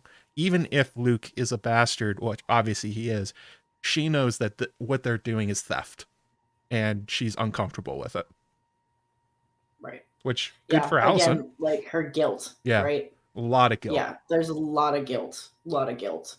A lot of guilt that turns to resentment. And it's interesting to see her swing, though, is the thing, because it goes back and forth, because we'll have moments like where when at Laenor and Rhaenyra's wedding, like when she was in the green dress, and it was like, no, like, this is me and this is my power and I'm fighting back, but then she'll swing back to being almost gentle to Rhaenyra, as we'll see. Then we get the Weirwood scene. Again, stop talking in front of Weirwoods, everybody. Nobody seems to understand that Larys is here. Also, there was a rat count in this episode. There was a rat. I don't know if anybody else saw it. It was on the sculpture of Valyria with Viserys. Just saying. Weirwood. I thought so. Yeah, there's a rat there. And now the Weirwood's back.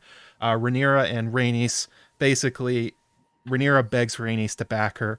Rhaenys says, absolutely not, because I think you're going to lose. And this is more of a continuing sort of being the big sister to Rhaenyra that she needs and telling her the truth. It's like, you're about to lose.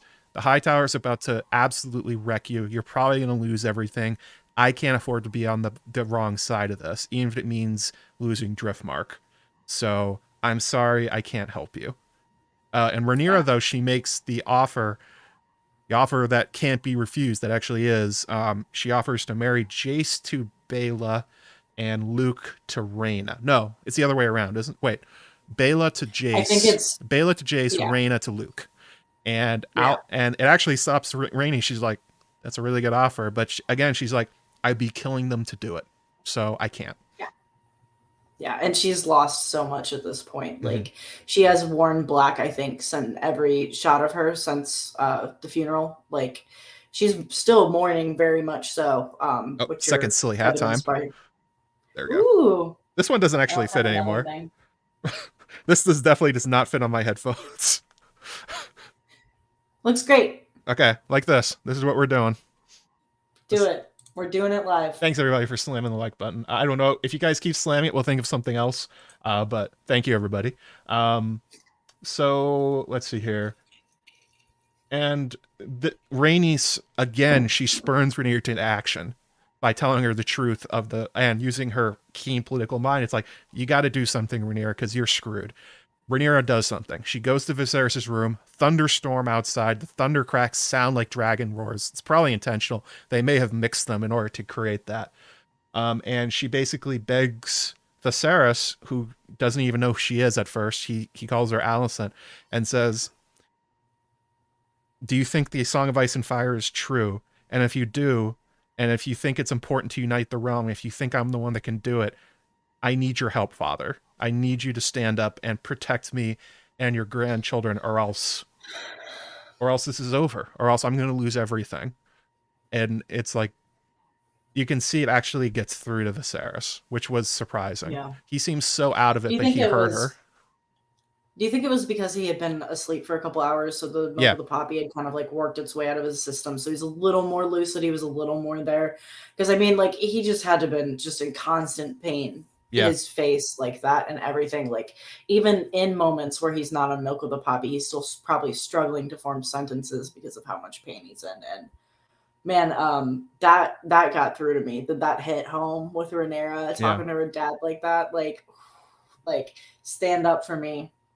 She asked him to bring it. I got the quote here. I thought it was really well written. You told me it was our Yeah. duty to unite the realm by naming me heir. You divided the realm. I thought I wanted it, but the burden is a heavy one. It's too heavy. Viserys then says, my only child. And Rhaenyra says, if you wish me to bear it, the crown and the prophecy, then defend me and my children. And he whispers something. I don't know what he said. But the rat then shows up. The end of the scene is it goes back to the sculpture and you see the rat in the Valyrian city, which is curious. So if you believe my theory that Larys is controlling the rats, then Larys saw this. Rat King Larys. I that line though, like just like like her saying the burden's too heavy. I was just thinking about like we've seen Rhaenyra kind of like twice now reform her life and find happiness. Mm-hmm. Like the first time, like obviously with the kids, the strong boys, it was a little like less learned, like probably a mistake now that she has to deal with for the rest of her life, that those kids don't look like their supposed father. But then having her get it with Daemon, which obviously was something she always wanted, like she's found a way to like to have a partner in this to protect those boys. And then like, but she has to do her duty. And I thought they're really like driving this duty narrative home, and the prophecy. I like it. And we can see it got through to Viserys. Next morning, he wakes up and refuses his milk of the poppy, and also orders Right. Otto to set up the dinner that's going to come soon. Viserys obviously knows what this means. We see his wounds. We see how bad he is. He's emaciated. He has skin and bones, open wounds all over his body. Unbelievable that he's even still alive. I did want to ask, do you think that Jace, like, taking the initiative to learn High Valyrian and, like, to kind of, like, be better, do you think, like, he has been told the prophecy at this point by Rhaenyra? Possible. But she says that line where she says, well, you don't need to learn it today unless you plan to usurp me. So I'm not sure if she's told him yet. And also this scene where she asked Viserys if he believes in the prophecy, I'm not sure Rhaenyra does. Okay. So yeah, I wouldn't be sure if she passed it on yet. Yeah. But it would make sense. You're right. I was just thinking about that. Yeah, like if all of a sudden, like, if it's the thing that drives Targaryens to stop messing around and get up and, like, go do stuff, like with what it did with Rhaegar and Aswath, like, it just makes sense, like, everybody's kind of doing their own thing until they're like, oh no, I could be the prince who was promised. I could be the princess who was promised. It would make a lot of sense. It could just be that Jace is a good boy, but you could definitely say Jace is a good boy. He is a good boy. We love him. He's a dork, and we love him for it. We love a dork. So then we get to the Iron Throne scene. So there's a lot of back and forth here. The important part is that the fix is in. Everyone knows it, and if you look at the scene construction, where the actors are standing tells you everything. There's the greens and the blacks on one side, but on the green side, they not only have all of Alicent and her children, they also have Rhaenys, Vaemond, and Baela, and the entire small council. All the recognizable characters are on the other side of the room, telling you visually, Rhaenyra's screwed. She's about to lose. Otto's sitting on the Iron Throne. He says he speaks with the king's voice. Alicent isn't even in control, so there's really no shot. Otto is just going to rule, and he lets Vaemond go first. It's surprising he even is planning to let Rhaenyra speak. Yeah. Vaemond has this big speech, and it's a redux of what he said at the funeral, where basically like, we go back to before the doom and blood, and these kids are bastards, and all this stuff, and nobody's surprised. Right. I mean, like him straight up saying it was very bold. Like saying it, like I guess like without the king there, like everybody else in that room pretty much like either thinks it or Mm-hmm. has heard of it enough. Nobody's But going to it enforce was it. still very bold. Still very bold. And then, of course, we get the swelling music. The Avengers arrive. The portal opens. It's Viserys. His music is playing. The Kingsguard are so surprised they read out his whole titles, every single one. He's got his cane. He's wearing his mask. I used it for the thumbnail for this. Um, he has roused himself from bed and apparently walked all the way down here, or at least outside the door. He's at least gotten himself outside the door, and now he's walking in and refusing help. Walks all the way across it. Jaws are literally dropped. I laughed a lot at Otto going like, I I wept. That's when I started like really crying. yeah, Like I was like, he did it for his daughter. He he's here came for to fight for Rhaenyra. her. Party dad is here for her. Oh my god! Like He finally he's stood up just for her. like he stood up for her. He Literally stood up stood for up. her. Mm-hmm.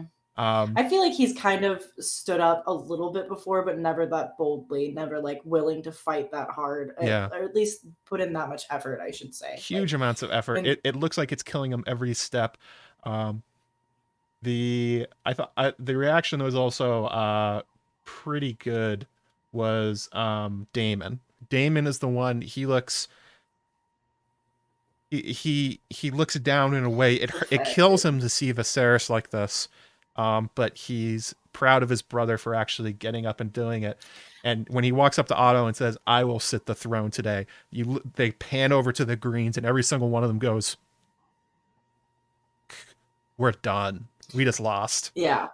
You just lost hard. The way Damon Oh, helps him up those last oh, stairs and picks up his crown for him. oh. Like you can tell this is affecting Damon way more than he's like letting on Mm-hmm. probably to Rhaenyra or to anyone, but just Matt Smith standing there quietly being affected. He does a really good job. Mm-hmm. Like in the scenes before in Viserys's bedroom with Rhaenyra and him and everything, and when they introduce the kids, like you can tell Damon's like, oh shit, like it's bad. It is way badder than maybe he was prepared for. So helping his brother like that was just really sweet. Like, because they do love each other. They do, and They they do. showed it so And well that Viserys refused the help of the Kingsguard, mhm. and he says, "Get away! I'm doing this." Daemon goes over, picks up the crown, like he said, literally gives his hand to Viserys, being like, "I'm your hand." That's obviously what they're going for there.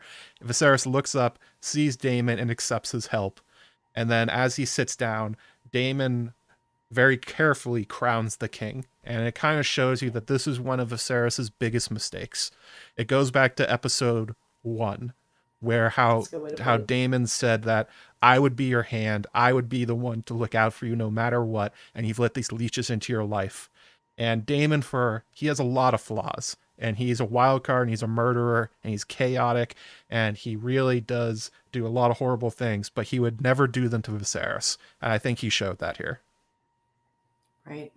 Yeah, he would, yeah, he would have been, I think, a good hand. He would have been a great hand, or at least the best hand that Damon could be. Mm-hmm. Um, and he would have done it with like at least love and interest in the Targaryen family and interest in his brother and his brother's well wishes and well being and Absolutely. what would be best. Yeah, like it might not be perfect, but obviously there are enough problems with Otto. So Clearly, Miss Lionel. yeah, they would have been the good cop, bad cop. Daemon would have been the hammer. Yeah. Viserys would have been the Oberyn, and Yeah. oh god, what's his name? How can I not remember his name? Prince Duran. It would have been Duran and Oberyn.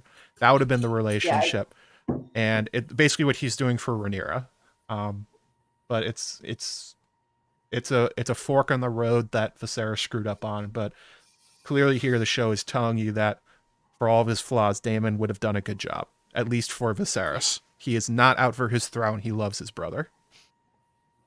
Which I think is something that's unclear from the books. It is very much implied that Daemon is much more ambitious than Matt Smith is portraying him. They give him kind of more, from what I remember, like a black and a white. Like he's cutthroat and brutal. Mm-hmm. that was my interpretation.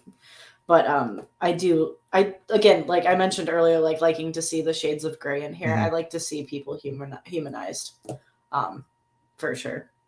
Daemon, definitely. And then Viserys, actually like a baller, just starts talking, and he says, I have the line here. He says, I must admit my confusion. I do not understand why petitions are being heard over a settled succession. The only one who might offer a keener insight into Lord Corlys's wishes is the Princess Rhaenys. He says Rhaenys.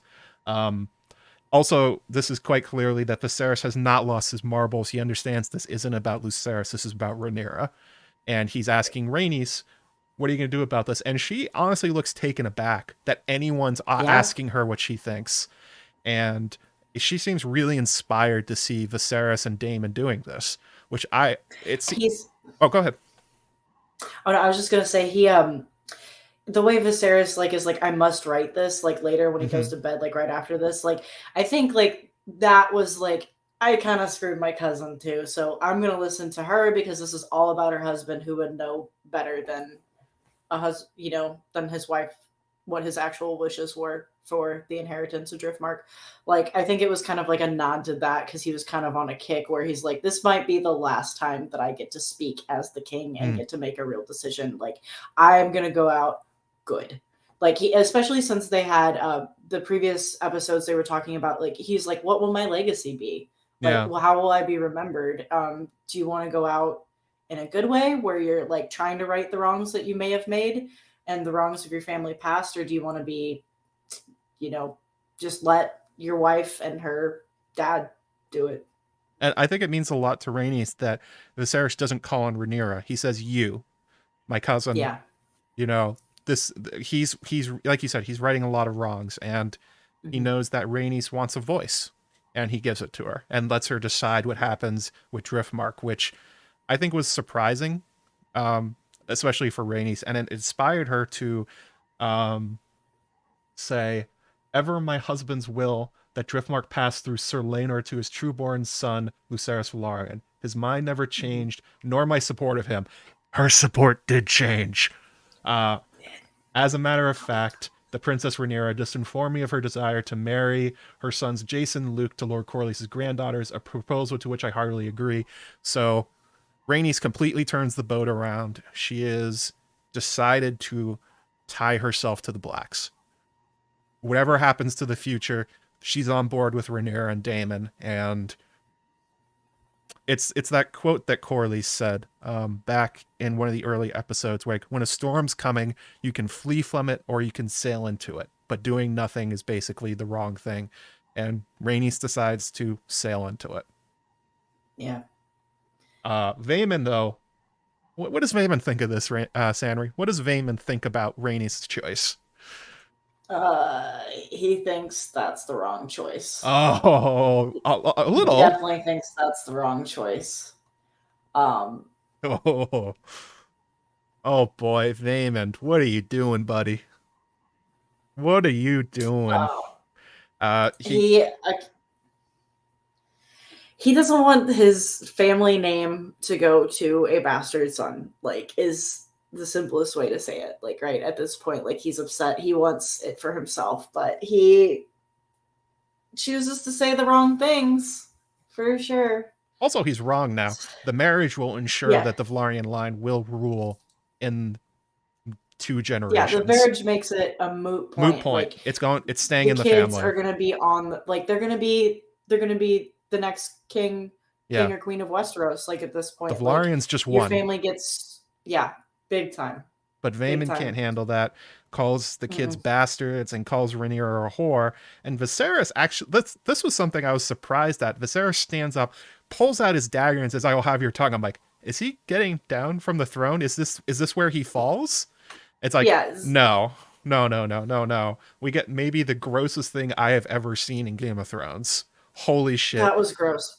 Daemon wheels around, takes out Dark Sister, and cuts Vaemon's head off, specifically leaving the tongue on the bottom half of his head, saying, what did he say? He can keep his tongue.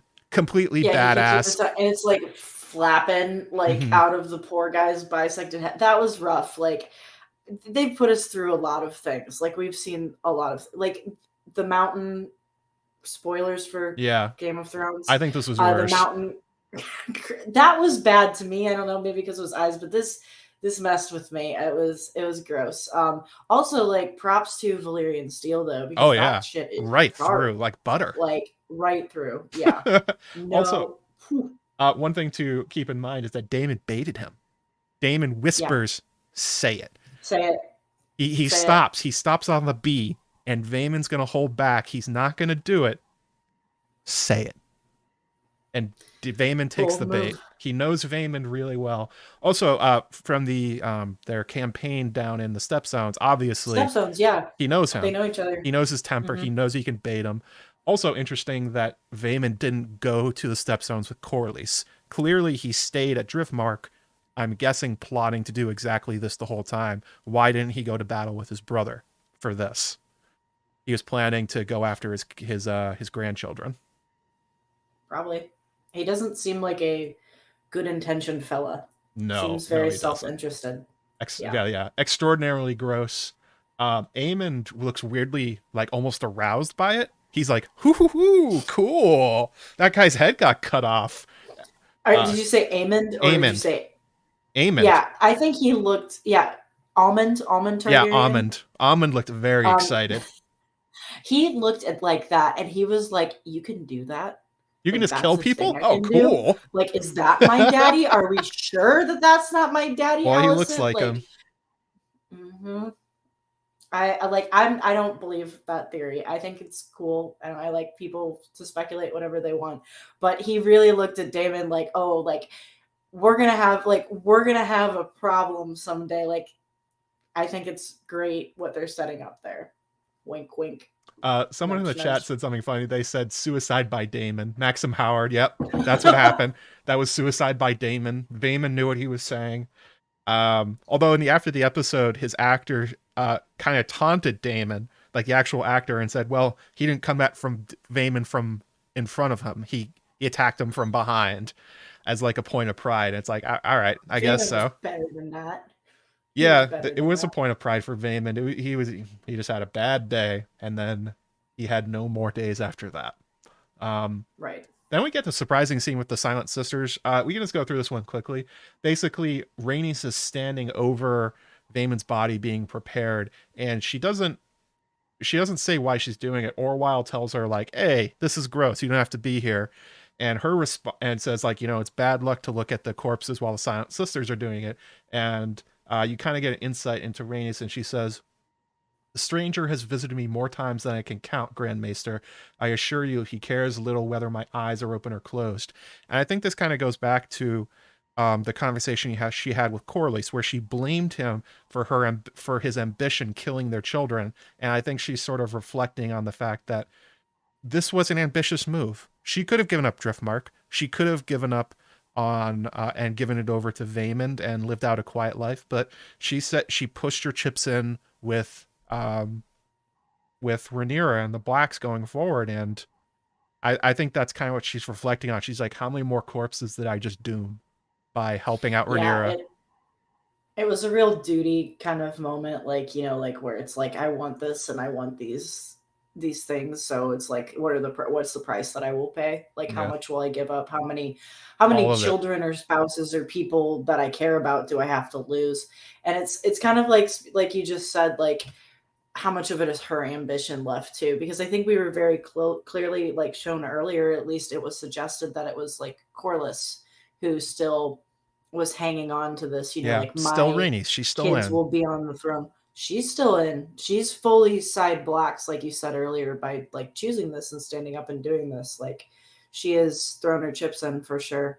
They also use the a fisheye lens with the candles behind her, and I think the reason for doing that is, I think you're supposed to understand that each of the candle lights is more like the eyes of those that have died, or like the visualizations of their souls, that she's feeling them around her. Like, I don't know why you do the fisheye lens otherwise. I think it's to create a visual implication that she's thinking about the many dead that have come before and will in the future. Isn't it like a thing in film, like in some film that you're supposed to, like, when you use a fisheye lens, there's like a supernatural like Yes, element, absolutely. or That like, the yeah, visual okay. implication So of using yeah, a that weird would make lens. sense. It's Um, definitely like the Silent Sisters, like that's a thing to endure, and she's just gonna sit there and watch the corpse basically be Worst of many. prepared for, yeah. Rhaenys is a That's a realist. good She point. knows what she just did. Yeah.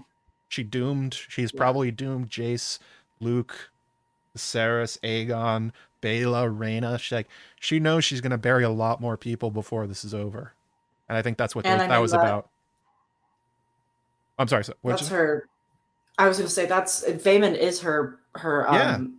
brother-in-law at Yeah. the same, like, is, yeah, that's the family connection there. So not only that he's dead, he's straight up dead, not to mention the ones she's thinking about that are coming, Yeah. like you're saying there. Like, Oh, lots good more point from bodies. Corey Freight says the fisheye lens because the Valarians are sailors, and oftentimes sailors' souls are Nice. like candles. Good call, Corey Freight. Nice. Yeah, that's probably exactly what they Very were going nice. for. I like that. So let's get to the feast scene. This is the big one of the episode. This is the one Yay. you've been itching to talk about. So Mallory, why don't you take it away? Tell us what you loved about this scene. I just thought, like, we have seen so much like anger and animosity, that big Animosity. word I can't say. Thank you. Between all of these characters so far, it was nice to see everybody like kind of come together for a family meal. Mm-hmm. And even though Aegon was kind of being a shit and Aemond was being a terrifying, creepy, staring weirdo, like, Jace was trying. He was like, he called Baela his betrothed. That was really cute.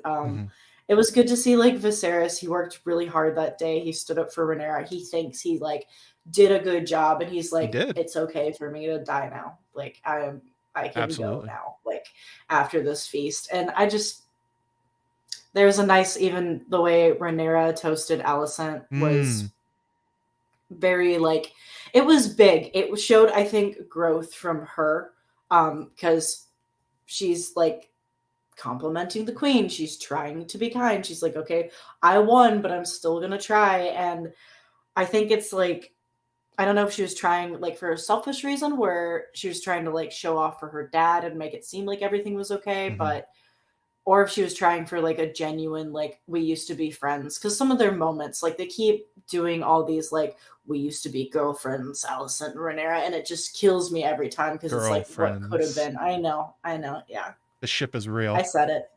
Its ship is real. Well, I think it's just text. Yeah, it is just text in it.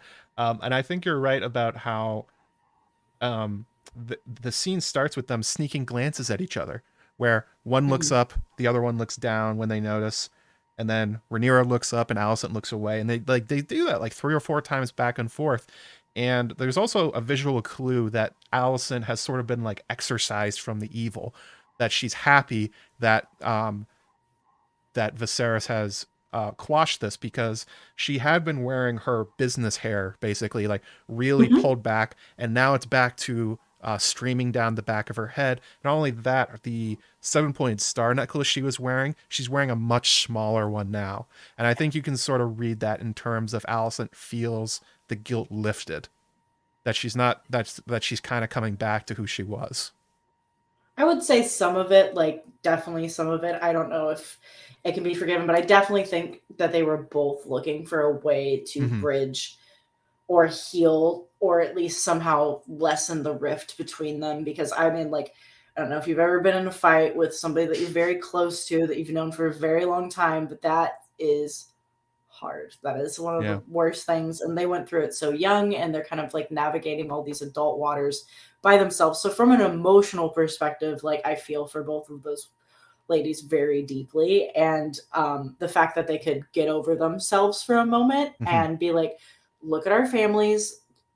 Grandpa wants us to eat dinner with him. Let's be nice and have like a human interaction. It's not all just about power or anything. And I don't know, like, it's for me, like, in like animes, like, I love a good anime and I love a good fight scene in an anime, but it's the moments in Dragon Ball Z where it's like Bulma and Vegeta and their little family. I'm like, oh, I love this part the best. You know, like, I don't know, focusing on those little intimate moments and sometimes is overlooked. So that's why I feel like this scene resonated for me so much, because it was a nice moment when we just had a guy's head cut in half with a Oh tongue yeah. flapping out. That was actually Like, give me a break.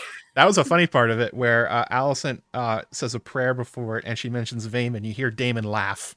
I'm like, Yeah. all right, man. I guess if that's what you're doing. Also, I think to drive home the point that Allison really feels that that the burden is lifted off of her is that her toast back, she says, Rhaenyra will be you will be a great queen.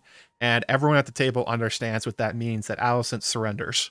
She has surrendered the Yeah. cause. Aegon understands it. He Yeah. instantly goes like, fuck. Aemon looks pissed. Otto's taken aback, but she's saying, you win. I don't want this anymore. I want this to stop. And I think throughout the rest of the episode, well, until the very end, there's this brief moment where it's over. The war has been averted. Maybe Aegon and Aemon continue being shits, and maybe Otto tries something, but they're going to be doing it without her help, is basically, I think, what they're trying to say.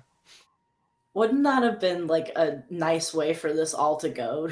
Like, if that's really what ended it, like Viserys actually doing a good job and trying to fix the problems he's caused. I think that would have been really nice, but that's obviously not how it goes, because we have more episodes and more seasons coming. But yeah, I don't know if it's 100%.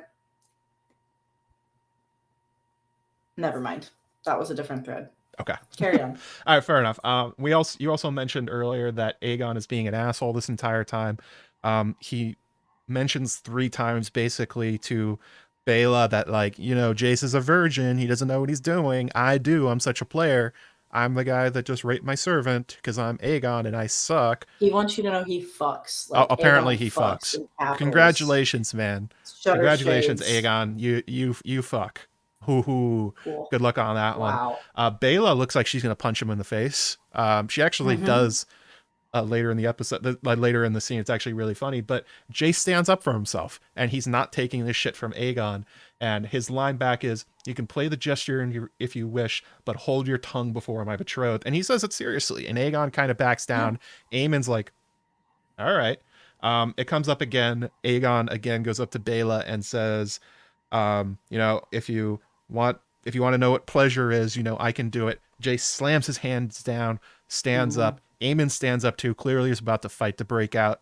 And Jace is the conciliator.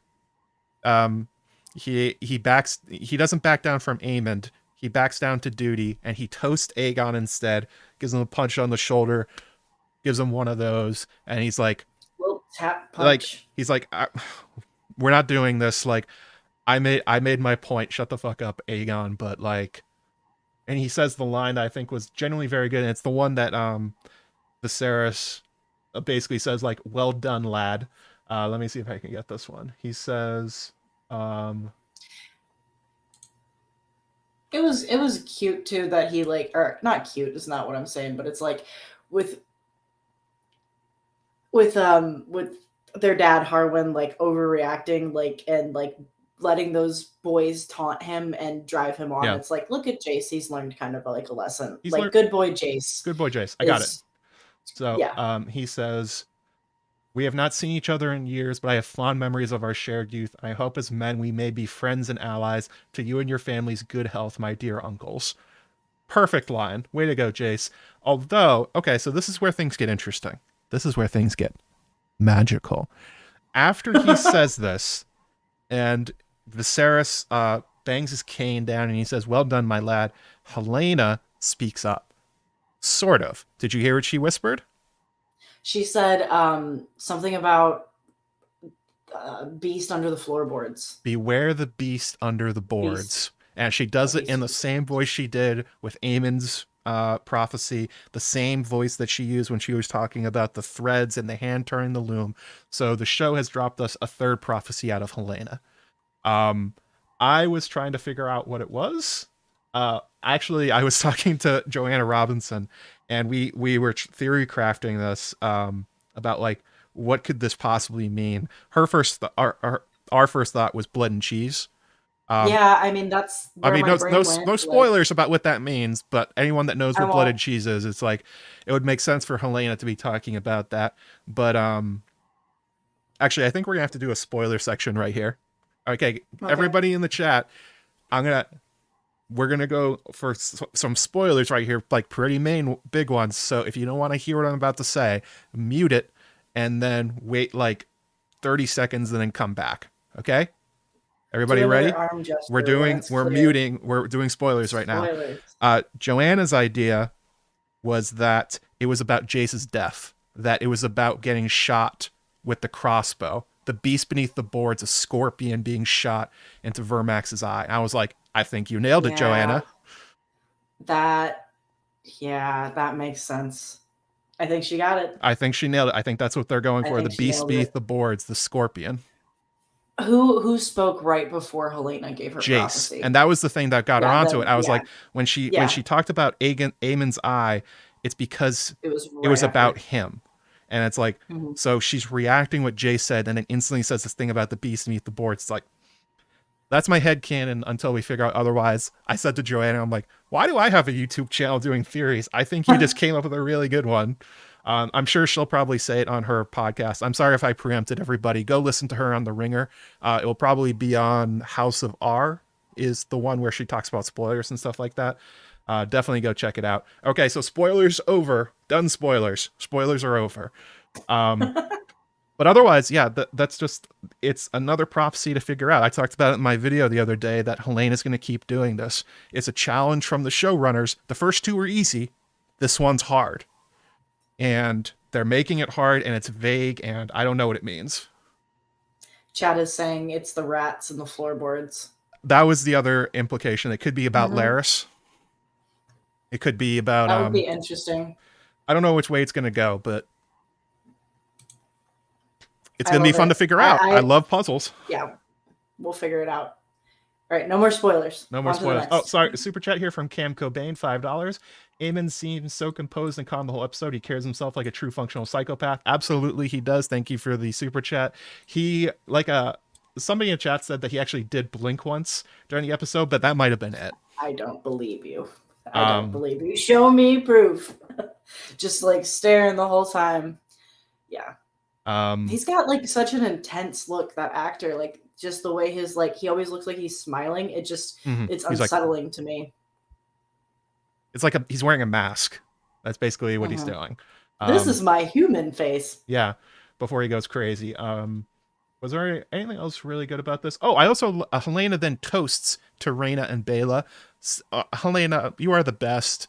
Even if you're not doing prophecies, she has clearly come a long way from what she was in the earlier episodes. She has a real moment of self-reflection that makes my heart hurt for her, where she says that marriage isn't so bad. They'll mostly ignore you unless he's drunk, implying that Aegon is a total asshole to her when he's drunk, probably abuses her in some way.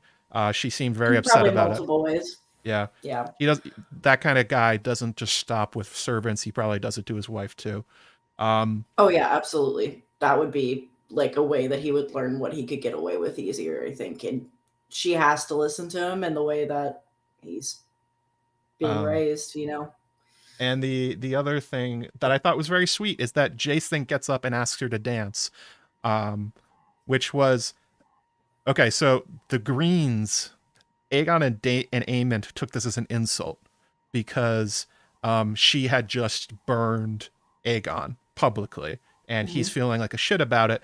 Jace gets up and dances with her, but the connection that they make in their heads that you can see sort of going is this is Jace getting back at Aegon for insulting Bela. But that's not what Jace is doing. That's not the kind of person he is. He's like, I'm sorry that happened to you, Helena. Let's dance this pain away. But that's not how the two take it. No, he's being the way I took it was look at what a good boy this is. Look at what a good man this will become, because look at how he's treating women and how he treats his responsibilities and his mother and his brother. And we're being shown Aegon and Almond, who are so vastly different, and they definitely took that as a slight. They don't understand kindness. I think that's the point there. No, They don't understand that that is Jace a is good way not to that put Jace it. is being kind. They don't understand Right. that instinct. Right. And also this was actually something. And then you get into the real happy part of the scene. Everybody's done their toasts. The music starts. The two of them are doing this crazy dragon dancey thing. And this was something that actually blew me away. Is I don't even know if he meant to do this, but Rhys Ifans, he starts clapping along and he's laughing and he's cheering on Helena. He actually cheered on her toast and he said, "Well done" to Yeah, that. he was He's going like, "Way like to this. go!" Yeah. And I was like, "Is Otto not a bastard all the Otto's time? a human. Like, what is he? Otto's a human for a moment. He likes Helena. This is Yeah, the like, grandchild he likes. I mean, fair enough. Helena's awesome, but I thought it was a really sweet moment that that Otto is cheering along and clapping along for Helena dancing, even though she's doing it with Jace, who he refused to toast to. He's like, "Fuck Jace, I hate that kid. I hope he dies." But you know, I love my granddaughter. It's like, where did this come from? I just had a moment where I had a vivid flashback to, what is it, episode 3 of season 8 of Game of Thrones, The Night of the Seven Kingdoms, where we get like a breath before everything just Yeah, goes that's nuts. what it is. This is the last good moment. Yeah, we get a little humanizing. We get a little bit, oh, don't forget how much you love these characters. And yeah, I really, in that moment, was taken aback by how Otto was so human there. Like, he wasn't even really guarded. The way he was clapping for Helena. It was genuine. Like, I was like, excited. I haven't seen you be genuine this entire series. You're always calculating, but seeing Helena dance made him happy. Maybe, like, I think he, like, respects Aemond, like, is probably terrified of Aemond because of what he did to claim Vhagar. There's not love there. Maybe Helena is just the one that, like, always hangs out with him and is nice to him and buys some gifts on Grandpa's Day and stuff. I don't know. I think it's also because I feel like she'd get good gifts. I also took the other side of it. I was like, okay, so why is Otto being nice here, other than Helena is awesome? And I think it's because he has no expectations for her. He has expectations for Aegon and Aemond and Alicent, and so he drove them into weapons. But I think he realizes that Helena will never be that person for him, and so he just kind of is a good person to her because she's not a tool he can use. Right. That makes a lot of sense. Yeah. I mean, what value is she to him, especially since he's a misogynist. He just thinks of her as a broodmare in a sense, but also that he can't use her the way he's married to his other grandkid, so it doesn't matter. He can't use her for a political marriage. Yeah. Like, so he can just enjoy her. That's a good point. That's my most cynical read of that. Dark. But that's kind of what Otto's like. He's the Aegon and Aemond are who they are, and Alicent, because of his influence. There has to be some reason he relented on Helena. Mm-hmm. That tracks. Although he's also not protecting her. Like, Aegon just said, like, she just said that Aegon basically abuses her and he didn't do anything about it. So it's not that loving, but at least he has a couple human moments. Yeah. If he was a real good grandfather there, he would have taken that and been like, what does Aegon do to you? Yeah, what are we gonna do about this right now? Okay. But yeah, I mean, it was nice to see, like, that humanizing side of it, and I think that's why I just like, so strongly reacted to it. Just getting a crumb of everybody being a human being for a frickin' second felt nice. Yeah. And then everything's going good. A pig is brought in. Viserys leaves, and there's this weird moment where Luke has been avoiding Aemond the entire episode, but Viserys leaves. And he looks up at him and he smirks. And Aemond knows why. Because Luke is basically going like, how's your eye?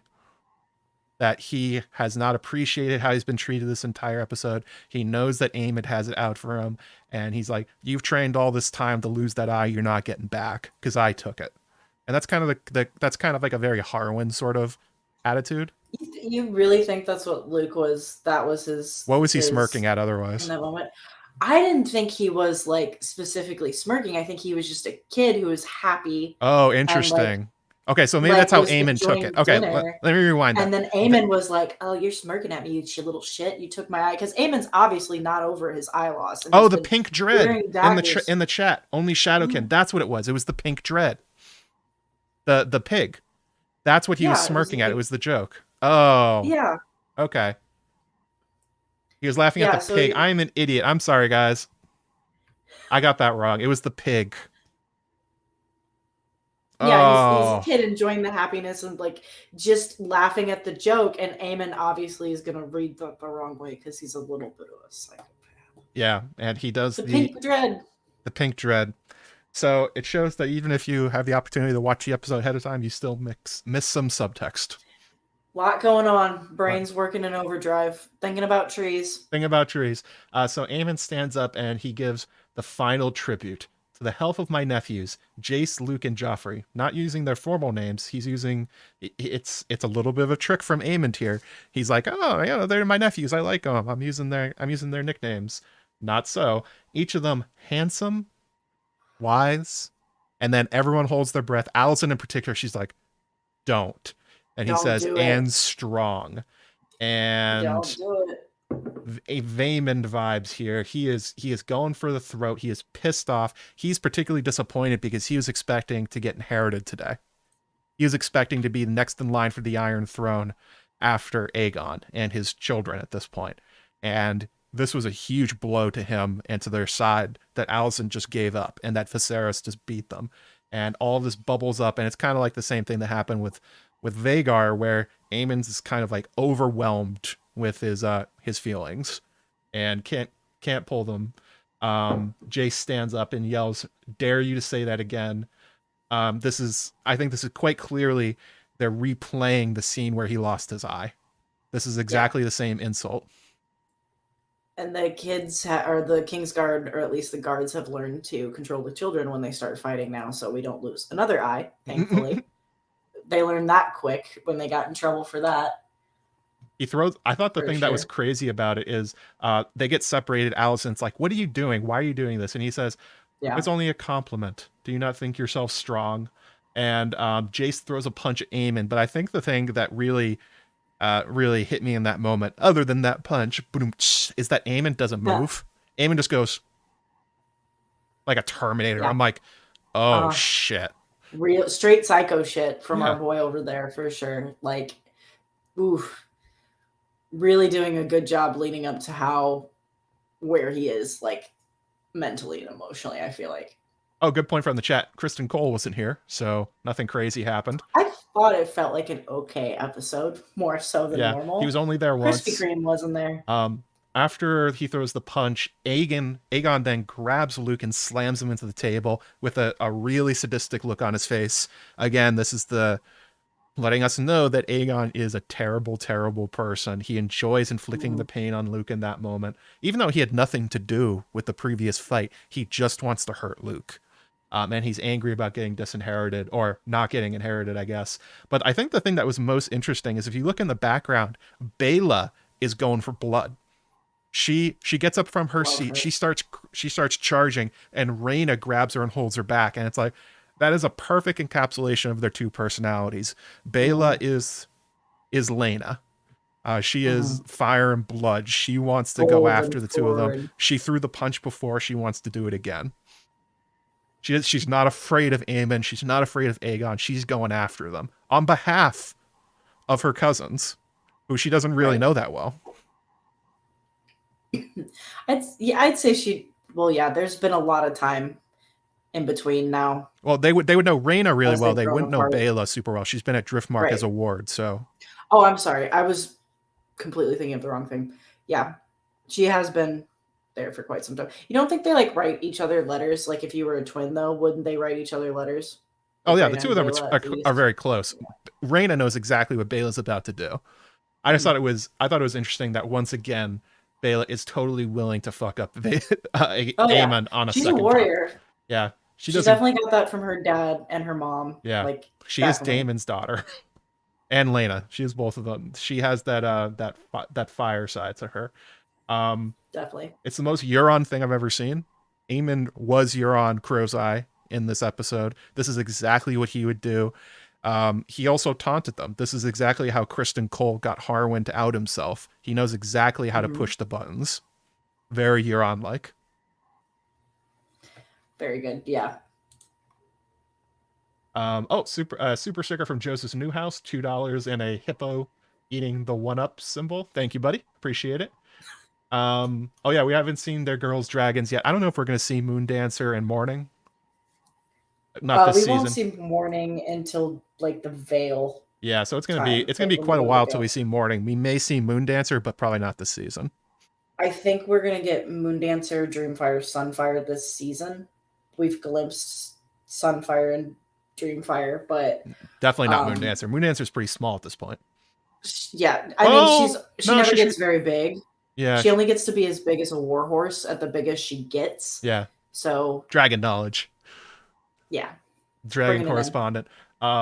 She is green with silver markings. There you go. I still haven't made that video, mostly because I'm afraid of learning that much about dragons. Like it's so Just use my much. spreadsheet. Yeah. It's a lot. Would that be something if I got like a couple 100,000 views for reading your spreadsheet? Oh, by the way, Just all also this in, I forgot to say this. Thanks everybody for like really loving the content in the last few weeks. Like every video I'm putting out is absolutely blowing up. It's been absolutely insane. Channel has grown massively. We're about to pass 38,000 subs. I started at 21 at the start of the season. Millions of views. Lots of people. So, welcome everybody. I'm sure a lot of you are watching right now, sub during the last few weeks from it. So that's been extremely gratifying. And I guess maybe I will do the dragon thing now as a favor to Mallory. yeah.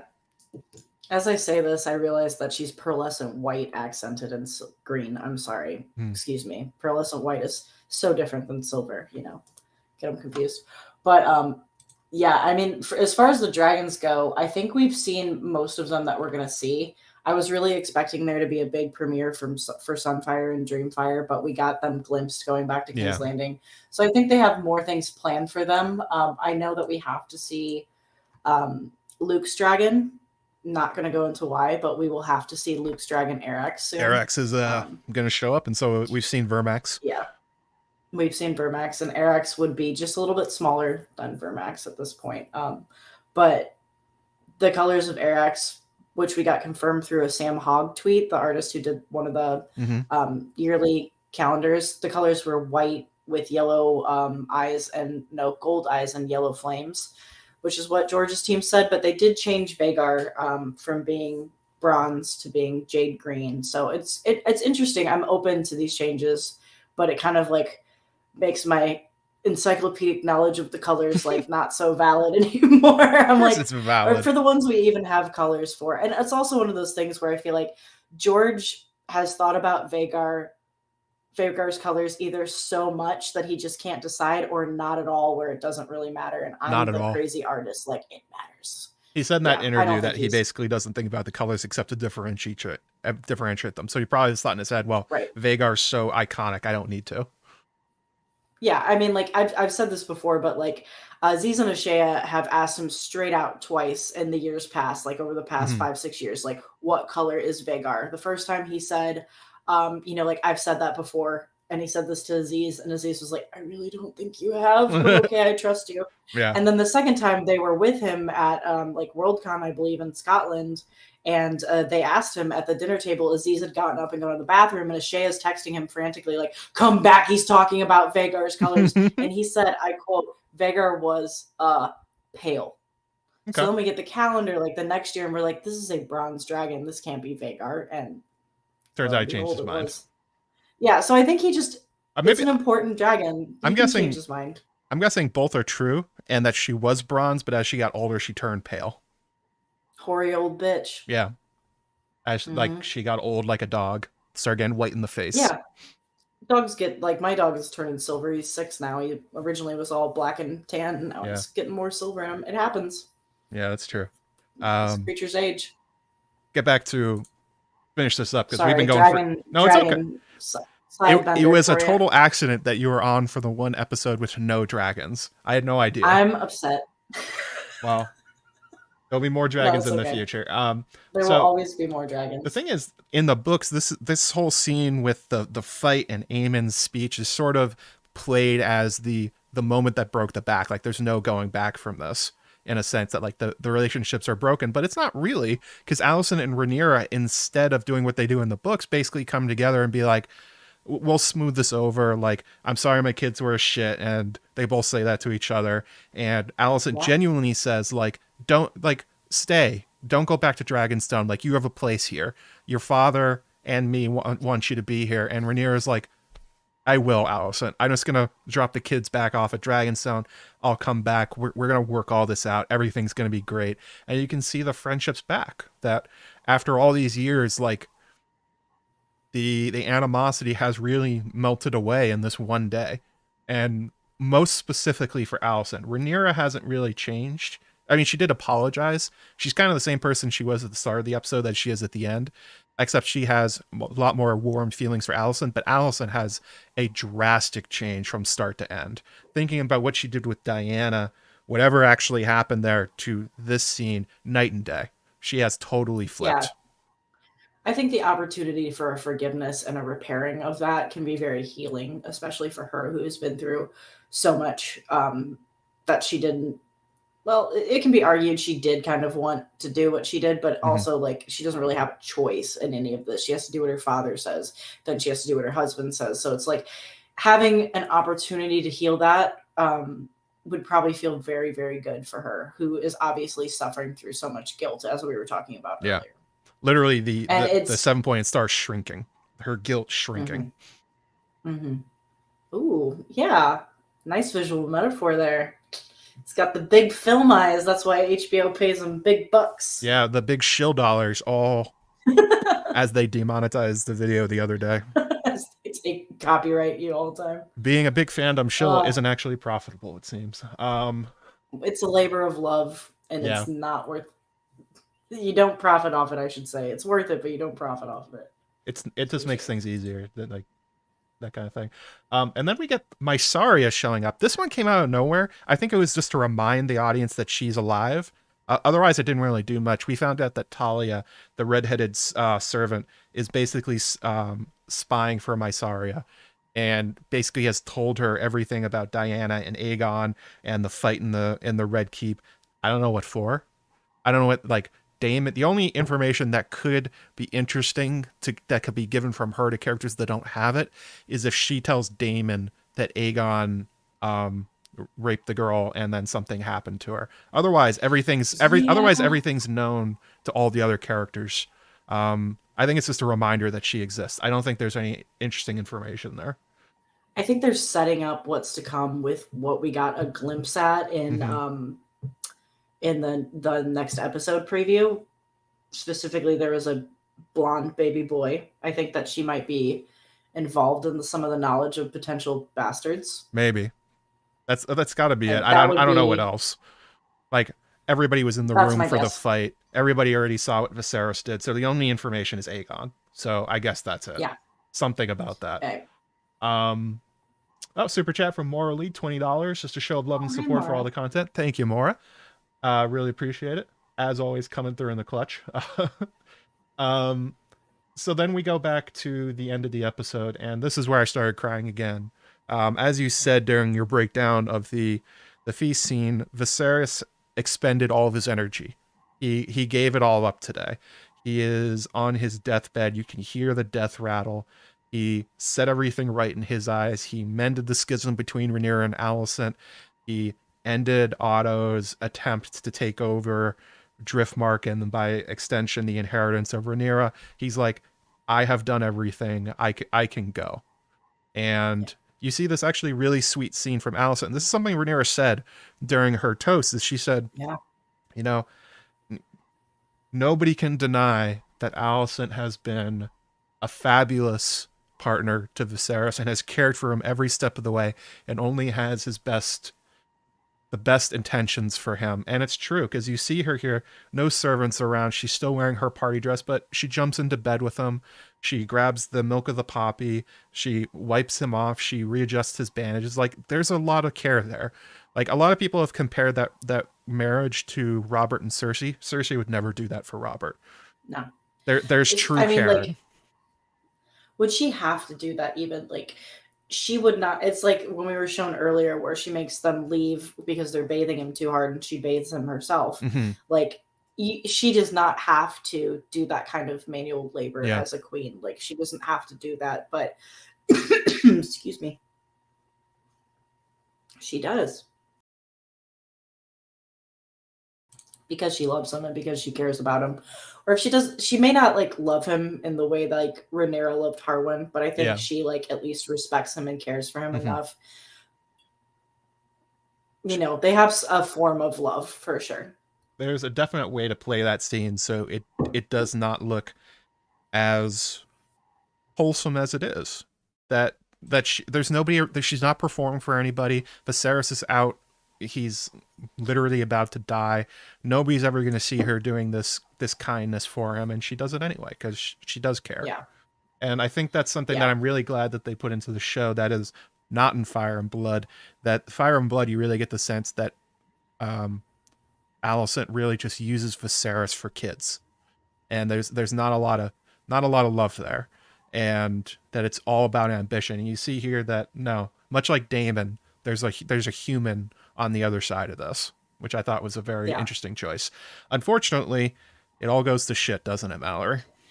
Yep, it goes real quickly to shit, doesn't it? Because Viserys thinks that he is talking to Rhaenyra from their conversation earlier and starts talking about prophecy and Aegon's dream of a song of ice and fire, but Alicent interprets it as Viserys saying, our son Aegon should be king.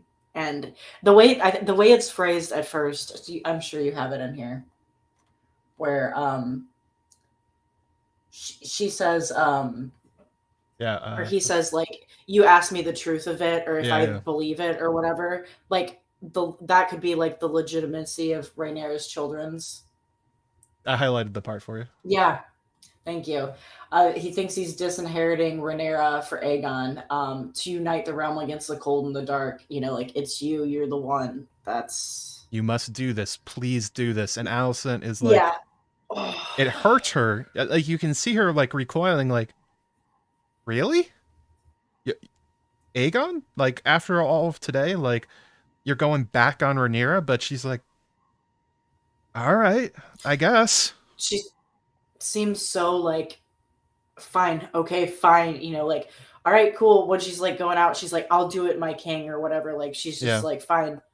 After they had that great dinner, and she was probably feeling, like you said, a lot of that guilt lift off. Now it's right back.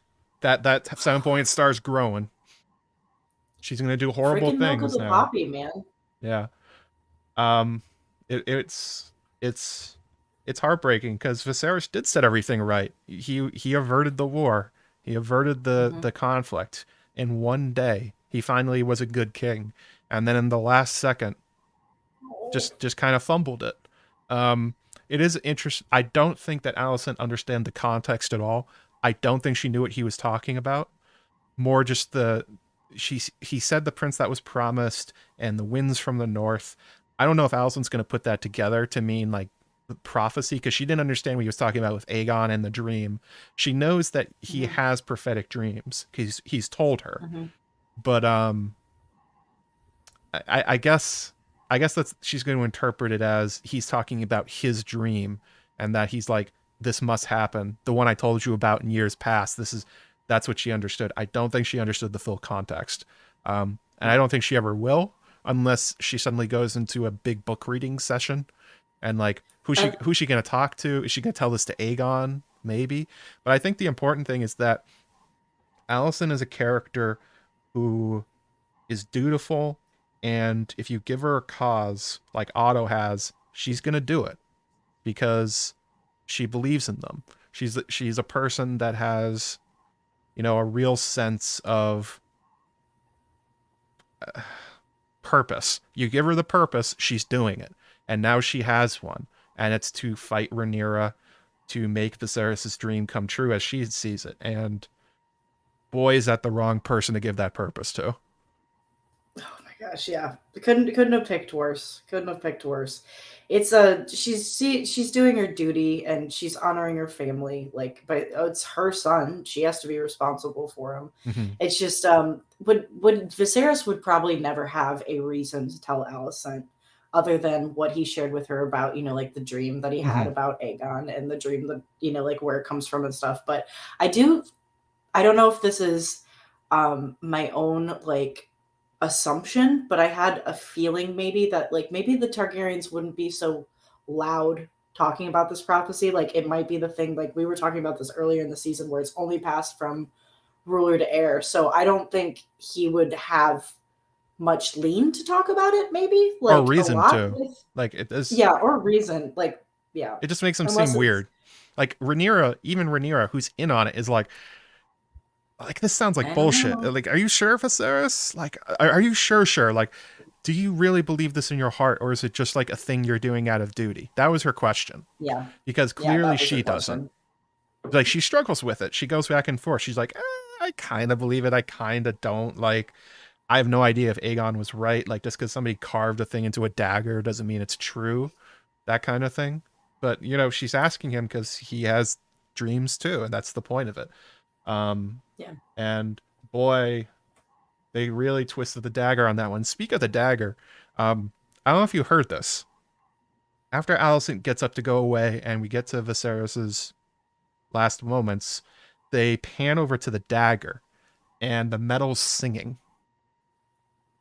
I did not hear that. It sounds like it's a subtle sound effect that they dropped in, but it kind of sounded like when you hit metal with a hammer.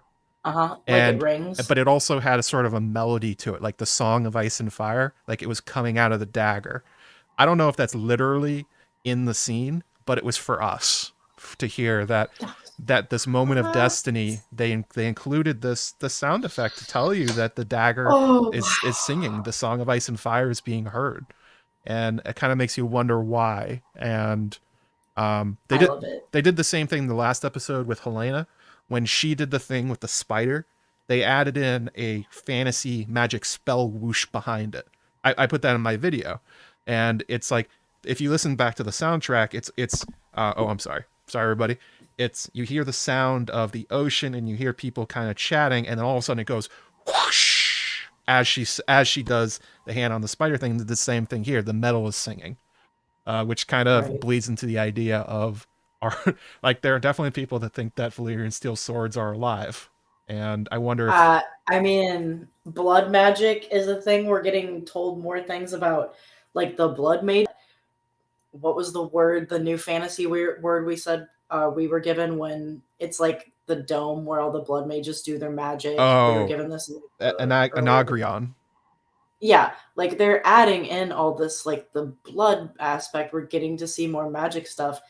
I would buy, here's my tinfoil for you. I would buy that like there had to be some kind of like sacrifice given or blood sacrifice given to learn how to forge Valyrian steel like that. I've heard people like think that dragon's blood is mixed into the steel to make it quote unquote Damascus steel. So I love it. I want to know more. Give us more, please. Inject it into my veins. What's going on with that dagger? I'm absolutely curious if it's literal or if it's just for the viewer. If it's literal, that is something crazy. If the metal's literally singing in the moment, if it's reacting to this moment of destiny, this hinge of destiny that just happened, Alicent believing Viserys to push Aegon. It's such a divergence in history. Like things could have gone so much better. It would be crazy if it's reacting to like the hinge of the world idea or the river of time that George talks about. But it's also entirely possible that it is just there for us to remind us of the Song of Ice and Fire.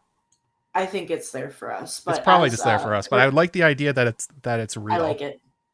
Yeah, I like the idea that it's real. Curtis points out in the chat, and I'm sorry, I've blocked Nissa out of my memory, but Azor Ahai binding Nissa's soul to his sword. Right. Allegedly. Her soul and life and force goes into Lightbringer. So yeah, I mean, we're given examples of magical blades. Definitely. What's going on with Dawn? I don't know. Definitely everybody, after we finish tonight, go back, go rewind to that thing and listen. It sounds like metal singing. So, I don't know. I love it. I always catch the sound stuff on like my third rewatch, and I'm going in watch it 3 times. Just watching it. I know you've watched it 3 times. I've watched it once because I'm not a big fandom shill. Yeah, Love all the you. showing I'm doing. Actually, I did tonight with the HBO shop. Definitely go check that out. Cool, like a very prophetic dragon eye shirt. I love this. This was a really cool design. The other one I want is they've done the promo with the dagger and the dragon eye. Put that on a shirt. I'm Yeah. buying it. I love that thing. And then of course we get to the thing that made me cry again, Viserys's last moments. Um, Yeah. I didn't catch it on the first few go throughs. This is what I was talking about, where I had like the audio cranked and I was trying very hard. I only caught it on the closed caption when the episode came up. So Viserys, you can hear the labored breathing, and he starts reaching up for something. His hand goes up, and he whispers twice, "No more," as in I'm done. he's giving up on life. And then his hand stays in the air. He starts crying out of his one good eye. Oh, so we didn't mention this. One of his eyes is gone. Yeah. Yeah. And like half of his face is missing. It kind of looks like Gus Fring from Breaking Bad when he got blown up. I think that's what they were going for. Just like he has totally decomposed. He's out of here. And then Viserys's last word as the camera goes to black is he says, "My love." So clearly he's reaching for Emma. Yeah. He sees Like, Emma in his last moments. yeah. I'm starting to tear up a little bit. And obviously earlier you said it made you think of Aemon's Master Mm-hmm. Aemon, Bookmaster Aemon's like, and I figured he was reaching for Emma. I heard "My love." I didn't hear "No more" Yeah. from my watch, but It sounded like a mumble. that I couldn't just, hear it. ooh, that was It poor was Viserys. heart Like, wrenching. he He, suffered. He on his truly own in suffered. the dark, Mm-hmm. just giving up Alone. on life, feeling like he saved everything and he hasn't. Like unbelievable tragedy in that moment. Patty Considine's winning that Emmy. He's getting it. Oh yeah, Um, he deserves it. He did great. and also another bit of sound design. As he gives up his life and after he whispers "no more," they also there's been a storm raging this entire episode outside. They turn up the wind, but it's specifically a winter wind. It's a cold wind. A The cold cold winds wind blow. rises as Viserys dies. This is another thing. Go back Interesting. and listen to it. They put a lot of sound design Mhm. into this last scene. The metal sings and the cold winds rise as Viserys dies. That's yeah. This is one of those things that I really appreciate about House of the Dragon, and I definitely think we in the fandom should pay attention to more. That it is a television show. That they're using visuals, they're using audio design, they're using costume to tell story. It's not just dialogue. And it's something you could easily miss, but it adds so much context to what's going on. It's It adds a horrible. lot of layers. It's sad for Viserys. You really fear for him with losing Emma and reaching for her and seeing her in his last moment. But then you feel the weight of the tragedy that this is all going to happen. That this is all leading to what we know from Game of Thrones. The cold winds rise, and the Song of Ice and Fire is happening. Mm-hmm. And also, that's a speaking of cold wind rises. Of course, my mind goes to the next part where it's like the pack survived, but the lone wolf dies. So it's like the pack is dividing. Mm-hmm. It's dragons this time, but the pack is dividing. Like, Yeah. yeah, I really loved that episode. How did you feel about it? I It took me 2 watches to be able to get through it without tearing up. The third one, I was Oh finally man, able to like get down the lines and everything, and it's gonna be. I think it's gonna be for me like the Aemond chapter from A Feast for Crows, where it is a favorite, but it's not one that I can go back and watch a lot because yeah, it's not an easy I one. think it's just gonna hit me too hard every time watching Viserys die, Mm-hmm. which I didn't think That's I would. completely fair. They showed Viserys as kind of a buffoon and he wasn't a good king and that he screwed up raising Rhaenyra, but they called specific mentions to what went wrong in his life. And there's 2 things they point out in this episode. One is Daemon. He didn't embrace Mm-hmm. Daemon. Clearly that would have fixed a lot of things. But the other one's Emma. Losing Emma Yeah, destroyed his life. it ruined Alicent's it. It was the downfall, right? Yeah, Allison was a great partner to him, took care of him. There's no doubt that she did she did a great job being a partner to him. But I think you're supposed to understand that the love for Emma that he has is that she was his Alisane and that he lost her. All this Yeah. couldn't have avoided if she was still by his side until his last day.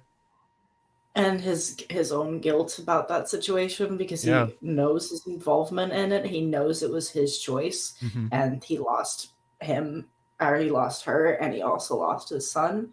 Is very powerful too. The guilt was a very heavy theme in this Mm-hmm. episode, was it not? Because Viserys' own guilt about this. So of course it's going to be Emma at the end. I think he loved Alicent in his own way, like I said earlier. Like, it was not the same kind of love as listen to me, I'm Alisane.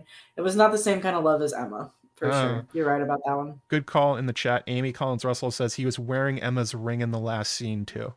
Oh, That when he keeps touching his yeah, he's had ring, it, right? it's her ring. Yeah. When he's reaching up, the ring is there. That's very true. Ed's Game Corner asked, a bit lit to the stream, but is it official Darren has been cut from the show? No, he's not cut. He's just been in Old Town. He's been fostered with the High Towers. Really? Yeah. They did not cut I've heard people think that he's cut. They can't cut Darren the Daring. They're not cutting him. He's just off screen. Like they sprung literally 3 kids on us on this episode. Darren's gonna show up. Jaehaerys, Maelor. They're all coming. They just don't, they haven't had time for it yet. Darren doesn't have a story yet. He will later. I think they're focusing on what they need to do right now. Like, because we barely even seen Joffrey, but like what, twice? Like, so the younger kids, like, we're getting these older kids like aged up more, ready to go for their stories. We got to get to these younger kids. I think. What, next season? You think for Darren? Should be. He should show up. Soon. Oh boy. Oh, I'm sorry. There was a question from Patreon I wanted to get to from Eric Ferg. Eric Ferg, I'm sorry. That's how he said to pronounce it. Years past. He had a good question. Sort of related to what we were talking about earlier, about how fast the season is moving. He said, ultimately, has the show moved too fast overall? Will we regret not spending more time with certain characters? Yes. I think it has moved very, very, very fast. Like we were just talking about, that people think Darren's cut. He's coming back. But they've sprung a lot of characters. We didn't get enough time with Lionel and Harwin. We didn't get enough time with Laenor. Like, they gave all of his good lines at the end to Rhaenyra and Daemon. There's a lot of secondary and tertiary characters that should have gotten more, but this is all going to solve itself in the next season, because we're going to stop the time skips. This is basically the last time skip. This 6-year gap, that's it. We're now going to go to real time. So I think it's been mixed bag. They've done a lot with the main cast and getting you to feel for them, especially Viserys in this episode. But then there's other ones, again, like Laena, who is really just showed up just to die. Yeah. And same for Harwin.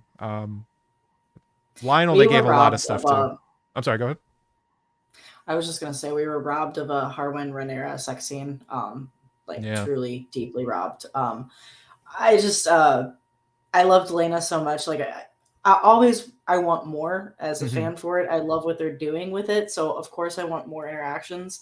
The thing I worry about with these time skips, and it's more like a silly thing where I'm like, how are people who don't follow this on the same level? Like, are they doing okay keeping up with the storylines? Like, I know one of my friends who didn't read the books, doesn't have any context for it. She's like, I can't follow what's going on. Like, I think they're doing an okay job. I think you should probably watch it twice so you really track it and you can really digest it, but that would be the same recommendation I do to anything that's difficult to follow. They're kind of relying hard on the fandom to catch up everybody. Yeah.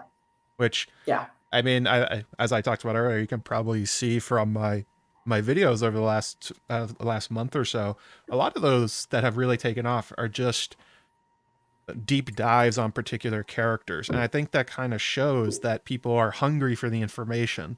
There's a lot of interest in knowing more about Laena and Larys and even Willem Blackwood as a character, and I guess the fandom's kind of picking up the slack on that one. I'm fine with it. I mean, we've been sitting here doing this for quite some time now. Yeah.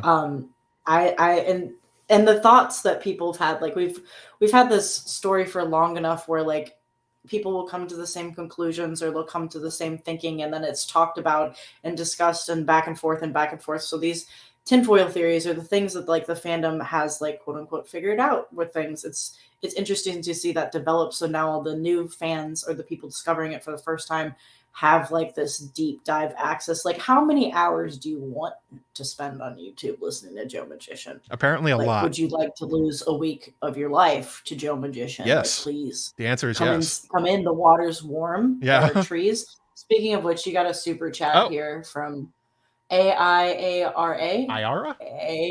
Ayara? Wondering if Team Werewood is who we should actually worry about. Thinking of Aegon wanting the Werewoods felled and us never knowing Larys's intentions. I think Ryan Combo and his team have demonstrated they are paying a lot of attention to magic, and you cannot talk about magic in George's world without talking about Weirwoods and Green Seers and Skin Changers and all this other stuff. So if it's not Larys, it's somebody. I think it's Larys. I think that's what they're doing with him. I think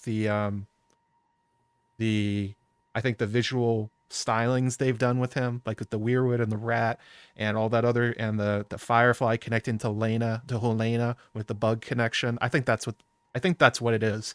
They wanted to draw the two of them together.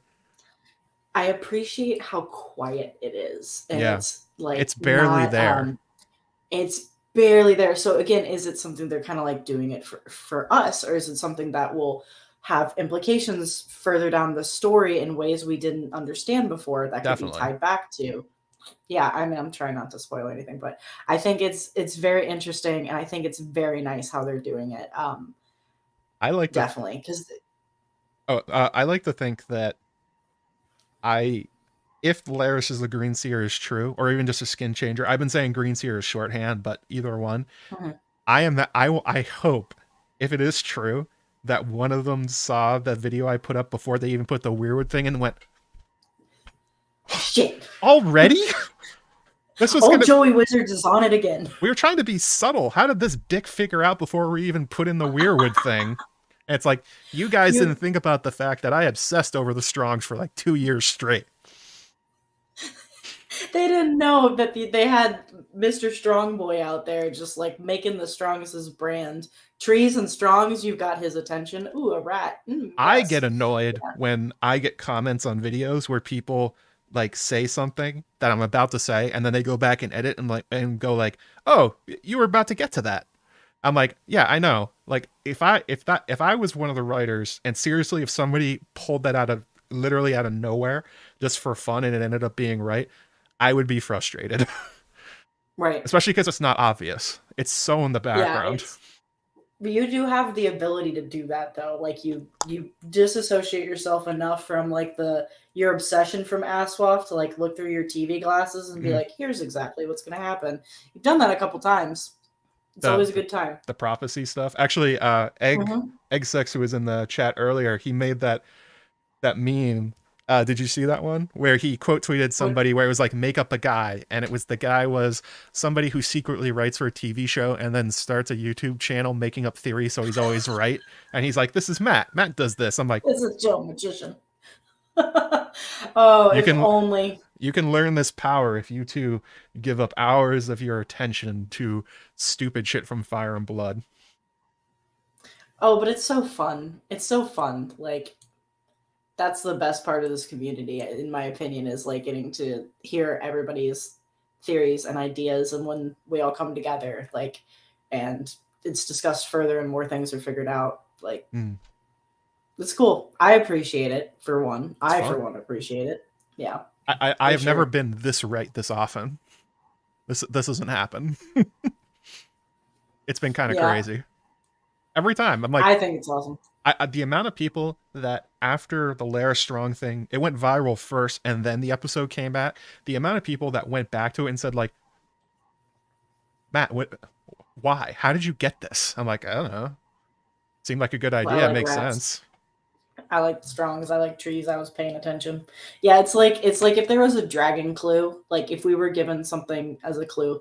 Like I remember when Fire and Blood came out and we started speculating like that Drogon, Viserion, and Rhaegal were Dreamfire's eggs because of the line. Like, Mm-hmm. obviously, like my first read through, I caught that and was tweeting about it immediately with the other like 20 dragon stands. Like, oh my god, you know, like Dreamfire, because that's like everybody has different things that they find more important in the stories. Like, I'm really bad with like times. I'm constantly having to check, okay, what year was this? What year was this? Because time is meaningless to me. But dragons, I can tell you all about the damn dragons that we get for 15 seconds an episode, or not at all. Wow, not for this one. Madeline R. A strong, a Blackwood, and a bastard walks into a Godswood, and Joe Magician's a happy man. Correct.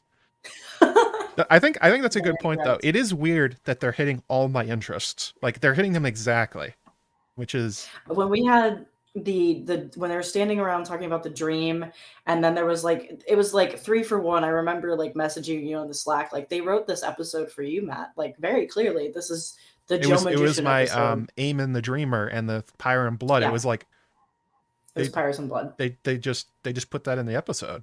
All right, cool. I guess I'm right. There. Also, a super chat from Poofball. Great show. Thanks for the content. Would love to see the dragon spreadsheet. Is that something you make public? I haven't yet. I don't see why I couldn't. Yeah. I guess you could. Like, wait until I make the video, Mallory. I'll wait for your video. There we go. I think we're probably about to get out of here. We've been going for like 3 hours. Any last questions in the chat? Throw them in there at me, bro. We'll do our best.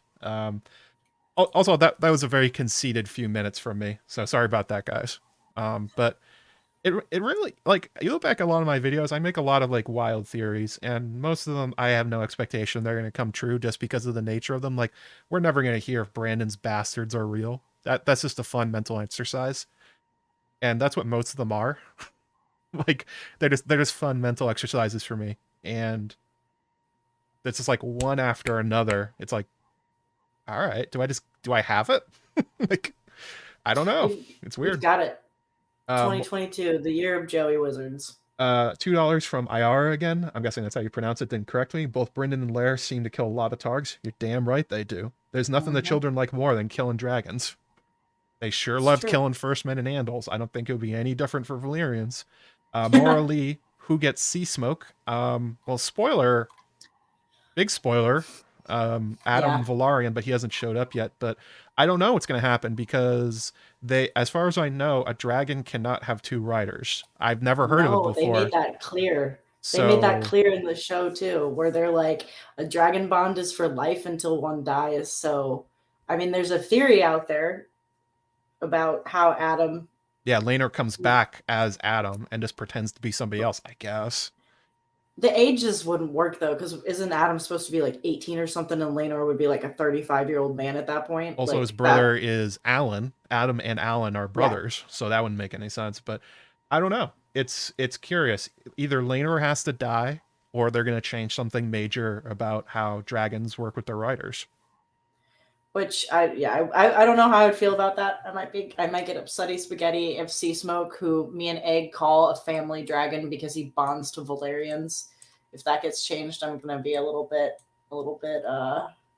well, I do trust them and they've done some good stuff, so maybe it would make sense. Maybe they'd find a way of making sense. Laenor could die off screen. Sea Smoke could operate like Viserion and Rhaegal, where they listen to Dany's commands without being directly bonded to Dany. Dragonhorn, maybe? I don't know. Maybe the Valyrians have a dragonhorn. Yeah.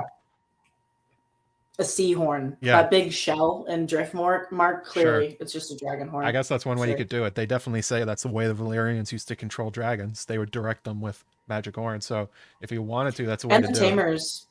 The tamers/keepers have something going on where they may not like listen to them like their bonded rider would, but they at least respect them enough. Like we see Syrax be put inside the dragon pit by them. So something they could in some way like retain Sea Smoke. My fear is Sea Smoke is done and we're never going to see Sea Smoke again. Like they just will cut Sea Smoke from it. Maybe they'll just kill him early or something. That'd be weird, I guess. Or maybe, I don't know. I forget what happens to Sea Smoke. I honestly don't even know. So I don't even think that was a spoiler because I don't remember. So, well, obviously, buddy, all the dragons die. Every dragon dies at a certain point, but I don't know if any of them die during what's coming. I can tell you, Sea Smoke does die in battle. Oh, okay. Spoiler. Oh, yeah, Tumbleton. Okay. Another question here. Amy Collins Russell, did you talk about Mysaria? Yeah, I think it was just to remind people she exists. Maybe something about Aegon's bastards will come up. Otherwise, I don't really. It was a weird inclusion. Kind of came out of nowhere. Yeah, It I'm is. just It was just guessing. Like, shoved into the episode. I'm not it's unhappy. got to be I'm set up happy to for see something. Mysaria. I want to see her more as a character. I just didn't. It felt like a weird editing choice to like. All right, now Mysaria. Now back to Viserys's horrible death. Okay, I guess so. Yeah, it's kind of awkward It was awkward editing. for Again, sure. it's not because I love Mysaria. She's a great character. I'm happy to see her back on the screen. She's been missing for quite a long time. It was just like odd choice to do it now. But I guess Yeah, it, this is sort of like escalation, so she's coming back into the story. Marcus Hertz says, just give Adam a different dragon. I guess you could, but I think they're actually cutting down on them, not adding more. yeah, they're not adding more; they're taking away because dragons are expensive, and Finnish CGI is the most expensive, Like especially at a competitive level of HBO. House of the Dragon, it better look good. I think they're. I've heard people. Oh, go Go ahead. ahead. I'm sorry. I I was was just gonna say I've heard people like complain about the dragon CGI, and I'm like, looks great. where? Show me. I think they're cutting Grey Ghost most likely, and Probably. maybe the cannibal. The cannibal should have showed up already. They can't. They can't cut Cannibal, can they? Well, they're gonna be You think they just do Sheep Stealer? maybe they shoot sheep steer. They haven't shown us Vermithor or Silverwing. They basically ignored all the wild dragons at this point, so who knows? Yeah, I think they're what they're doing with the wild dragons, or the ones that are riderless right now, is those will just be for season 2 or the coming seasons. I feel like their budget had to go to developing certain models to get to I this guess so. point in production or whatever. So those could even still be designed at this point. It would make sense they could cut Cannibal and Grey Ghost and just do the Sheep Stealer storyline, and it would still be good. Yeah. But like we don't have Vermithor, or we haven't seen Silverwing being mentioned. Tagirijus. I think Stormcloud will Morgul, probably get cut. Shrikos is gone. Morgul. I mean, no Um, Shrikos. They should still be young, but they should be alive right now. Moon right. Dancer hasn't showed up. We'll see Moondancer eventually. But yeah, Shrikos, Morgul. Morning we don't get until much later. Starion should be alive. Tasarian would be alive and pretty big at that point. Yeah. So who knows? It'll probably just be like the kids, where they just sort of shove them on screen when necessary. They're not going to set them up too much. Oh, nobody suspects the butterfly said they'd revise their comment to say we'd see all the dragons. Well, if they do, I'm happy to see Cannibal. Cannibal's Egg's the gonna lose best. his mind if we don't get Cannibal. Cannibal's the best dragon, the most interesting dragon. Vermithor and Silverwing are good boys. Cannibal's like Daemon as a dragon. He is just chaos. Or he's like a Euron dragon. He's fucking insane. Mm-hmm. Stormcloud, yeah. Sunfire eats almost as well. That's not true because Cannibal eats a lot of wild dragons, but Sunfire has noted cannibal behaviors, which I think is very interesting. Kind of tracks with Egg or Aegon. Yeah, I don't know why they would show us Cannibal. I guess it would just be well, that would be a big spoiler. Let's see here. Which is more expensive, CGI dragon or caring for an actual dragon? CGI, because they don't do much for the dragons.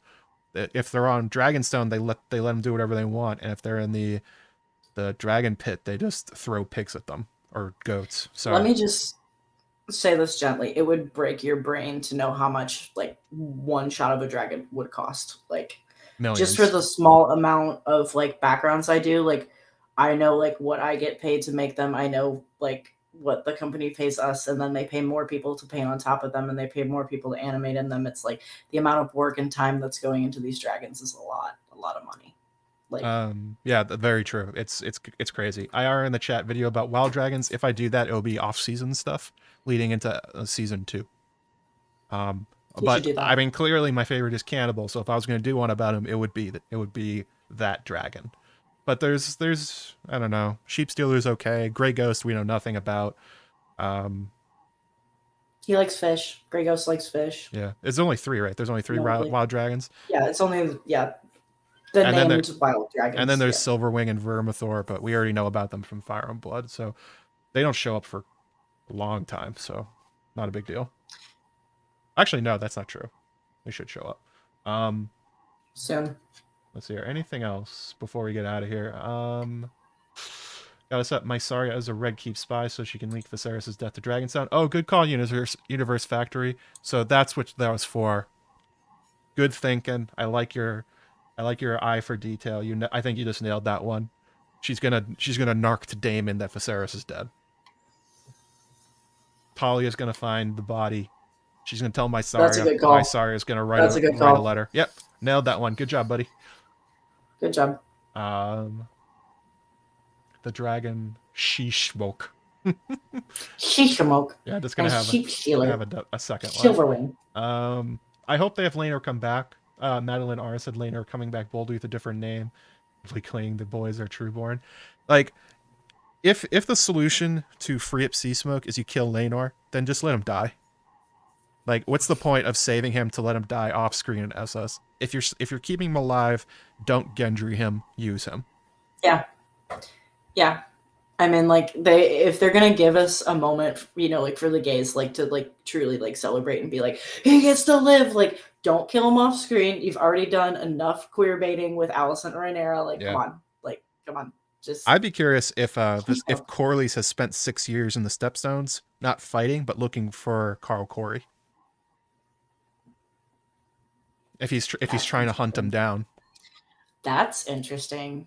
And inadvertently trying to find Laenor, not knowing he's alive. And if he does find Laenor and he's like, "You be my bastard son, you come back," I would love that. Like, I would be okay with that. I don't think it would work necessarily perfectly, but I could be okay with that. Otherwise, what the hell is he doing in the Stepstones for 6 years? Looking for Carl Corey makes the most sense. Apparently, he's just been having a fever for 6 years. I guess so. I also this is a small thing, but I love from the opening scene where Rhaenys says, "Where did the message come from?" And the Maester says, "Evenfall," and Rhaenys goes, "Okay, 3 days away." I'm like, you know how long it is by boat from Evenfall in the Stormlands to Driftmark to the day. That's impressive. I was very impressed by that. I was like, damn. She has a lot of mental math going on in her brain. She really is the queen that never was. And I think she showed this episode that had a lot of wisdom, and but she really balances. She would have been a great queen because she balances the cost of human life against her ambition, and most of the characters don't do that. Right. It's a really good way to phrase it. She does. And I mean, like, maybe that's why we had that extended Silent Sister scene. Like, she's truly sitting there thinking about the cost, as we were talking about earlier, like the cost of lives, the bodies on her own side from her own family piling up. And now it's just going to get worse. Yeah. Some of you said I went to dinner and came back and you're still going. Yeah, we're about to get out of here. My voice is going and I got to get to bed. And I also have to write some funny tweets. I got to write some funny tweets. Oh, it's time for the frantic tweeting. Oh, maybe I'll do it in the morning. I don't know. I went viral yesterday for stupid tweets, like super late about the stills. Like I did those like a whole day after everyone else, and those still went crazy on Twitter. So I don't know. Maybe I don't have to do it tonight. I saw the same joke 5 times with the Kermit in his like cloak, and it's like Daemon doing crimes, and I'm like, yeah, everybody's on the same page here with the crime cloak. I know the one that everyone's gonna do is they're gonna Photoshop Daemon onto "You Dropped This King," the Mario thing. Yeah, that's everyone's making that right now. Gotta be unique to get it going, I guess. I think that's about it. I'm sorry, Mallory, there weren't more dragons, but I thought that's okay. This was a fantastic episode. I think it really showed the potential of Hot D and the care that they're putting into it. Like, especially that final scene with the metal singing and Viserys' last words and the no more idea, his acting, the CGI, and then also the cold winds rising. Like, I think that is a perfect finale for a character, and every level was working. I think it was just fantastic. Yeah, I like I said, I really enjoyed that episode. I'm glad I could be here with you as we process our Viserys/Aemon/Patty feelings together. Mm-hmm. That was a lot. But I thought it was a very, very good episode. It was one of the ones where I didn't mind that there weren't dragons so much. I was so into what was being shown with our other use of dragons in the text dragons, if you will. I think the thing I'm probably going to be most wrong about this episode is maybe what happened to Diana. Somebody brought up that maybe there's like something like maybe that's Tristane Truefire or one of the other, or Gaiman Palehair, and maybe that's where it's going. I thought she was dead, but I wouldn't be Ooh. surprised if I'm wrong about that one. So if you're listening to this Who back, won the poll? Dead or Black Cells won by about 60 to 40. Oh. Either one of the two. But it would make a lot of sense if that's what they were doing. But they definitely wanted a menacing tone to it. But yeah, if you're listening to this back, maybe totally wrong at that one. Please don't roast me, but that's how it goes. I tried. That's what a reaction stream is. Yeah. We're doing our best. So thank you so much, Mallory, for hanging out. We had a really long stream. Everybody for slamming the like button, for hanging out. All the super chats from Ayara, Poofball, Maura Lee, Joseph Newhouse, Cam Cobain, Emily of Erie, and the CIE project. You can definitely check out Emily on Radio Westeros. They'll have a much more comprehensive breakdown later in the week. And Mallory, plug all the things. What do you got going on? Well, I'm Sanrixian. At Sanrixian on Twitter is where you can find me the most. I have just launched my Patreon in September, so I'm working on creating like a bunch of drawings of dragons for a sticker pack that I'm going to be launching. Yeah, you can find me there. I will probably have commissions open by Halloween. That is my goal right now, so that's a big deal. I'm working on a book cover for a artist in the fandom, or not an artist in the fandom, an author in the fandom. Mm-hmm. I'm not going to say who it is. You probably know. Not me. But I don't have a book. Not Joey McWizards. I don't know how to write. I know how to have ideas. Those are different things. Thank you, Sasa, for linking my stuff. But yeah, I'm basically just kind of like doing my own thing. Come annoy me. Come talk to me on Twitter about dragons. And yeah, consider Patreon if you want to give me a tip, because I really would appreciate it. There you go. I'll be having a video. I was working on the Harrenhal one, but I think I'm going to push that to later this week. I think I'm going to do one about Viserys and Aemon. You should. Over the next couple days, hopefully get that one out. I have the next 2 days off, so I should be able to. But the usual problem with the delays is that I have a full-time job too, so like I just lose sleep. But also I was super late on the Helena one. I guess it didn't end up mattering. That one's just crushing it, but I was late because I was sick for 2 days. So but I already have the Harrenhal one written, so that's just production work at that point. The idea is always the hardest part, the writing, because I'm not just doing explainers and reviews. It's harder to do for me, at least. But I think the results are worth it. So look out for that one. Probably 3 days off. If I can write it fast enough, then it should be out Tuesday night or Wednesday. And I would look for the Harrenhal one Saturday, probably. Who knows? But yeah, thanks everybody. If you enjoyed the stream, make sure you subscribe, or do like and subscribe. Hit the bell button so you get notified as well. And we do the same. I'll be doing the same thing for the last 2 episodes. 10:15 stream will go live. Who do I have next? Let me. Oh God, that's on screen. Whoops-a-daisy. Let me do that over here so that people don't see going. Oh no, my YouTube history. Don't look. Well, it was more embarrassing that one of the folders is named Elite Dangerous. Is that embarrassing, or is that super badass and cool? A little bit of both. So next week is Lady Gwyn and Yolkboy. I forget if it's both or one or the other, but one of them or both of them will be on. And then for the finale, we're bringing it back, boys. Where Aziz is coming back on the stream from History of Westeros. Nobody will be more excited about that episode than Aziz, and nobody's more knowledgeable. Like, I am constantly in awe of all the things that he and Ashaya keep in their brains. So look forward to that stuff. I will see you all next time.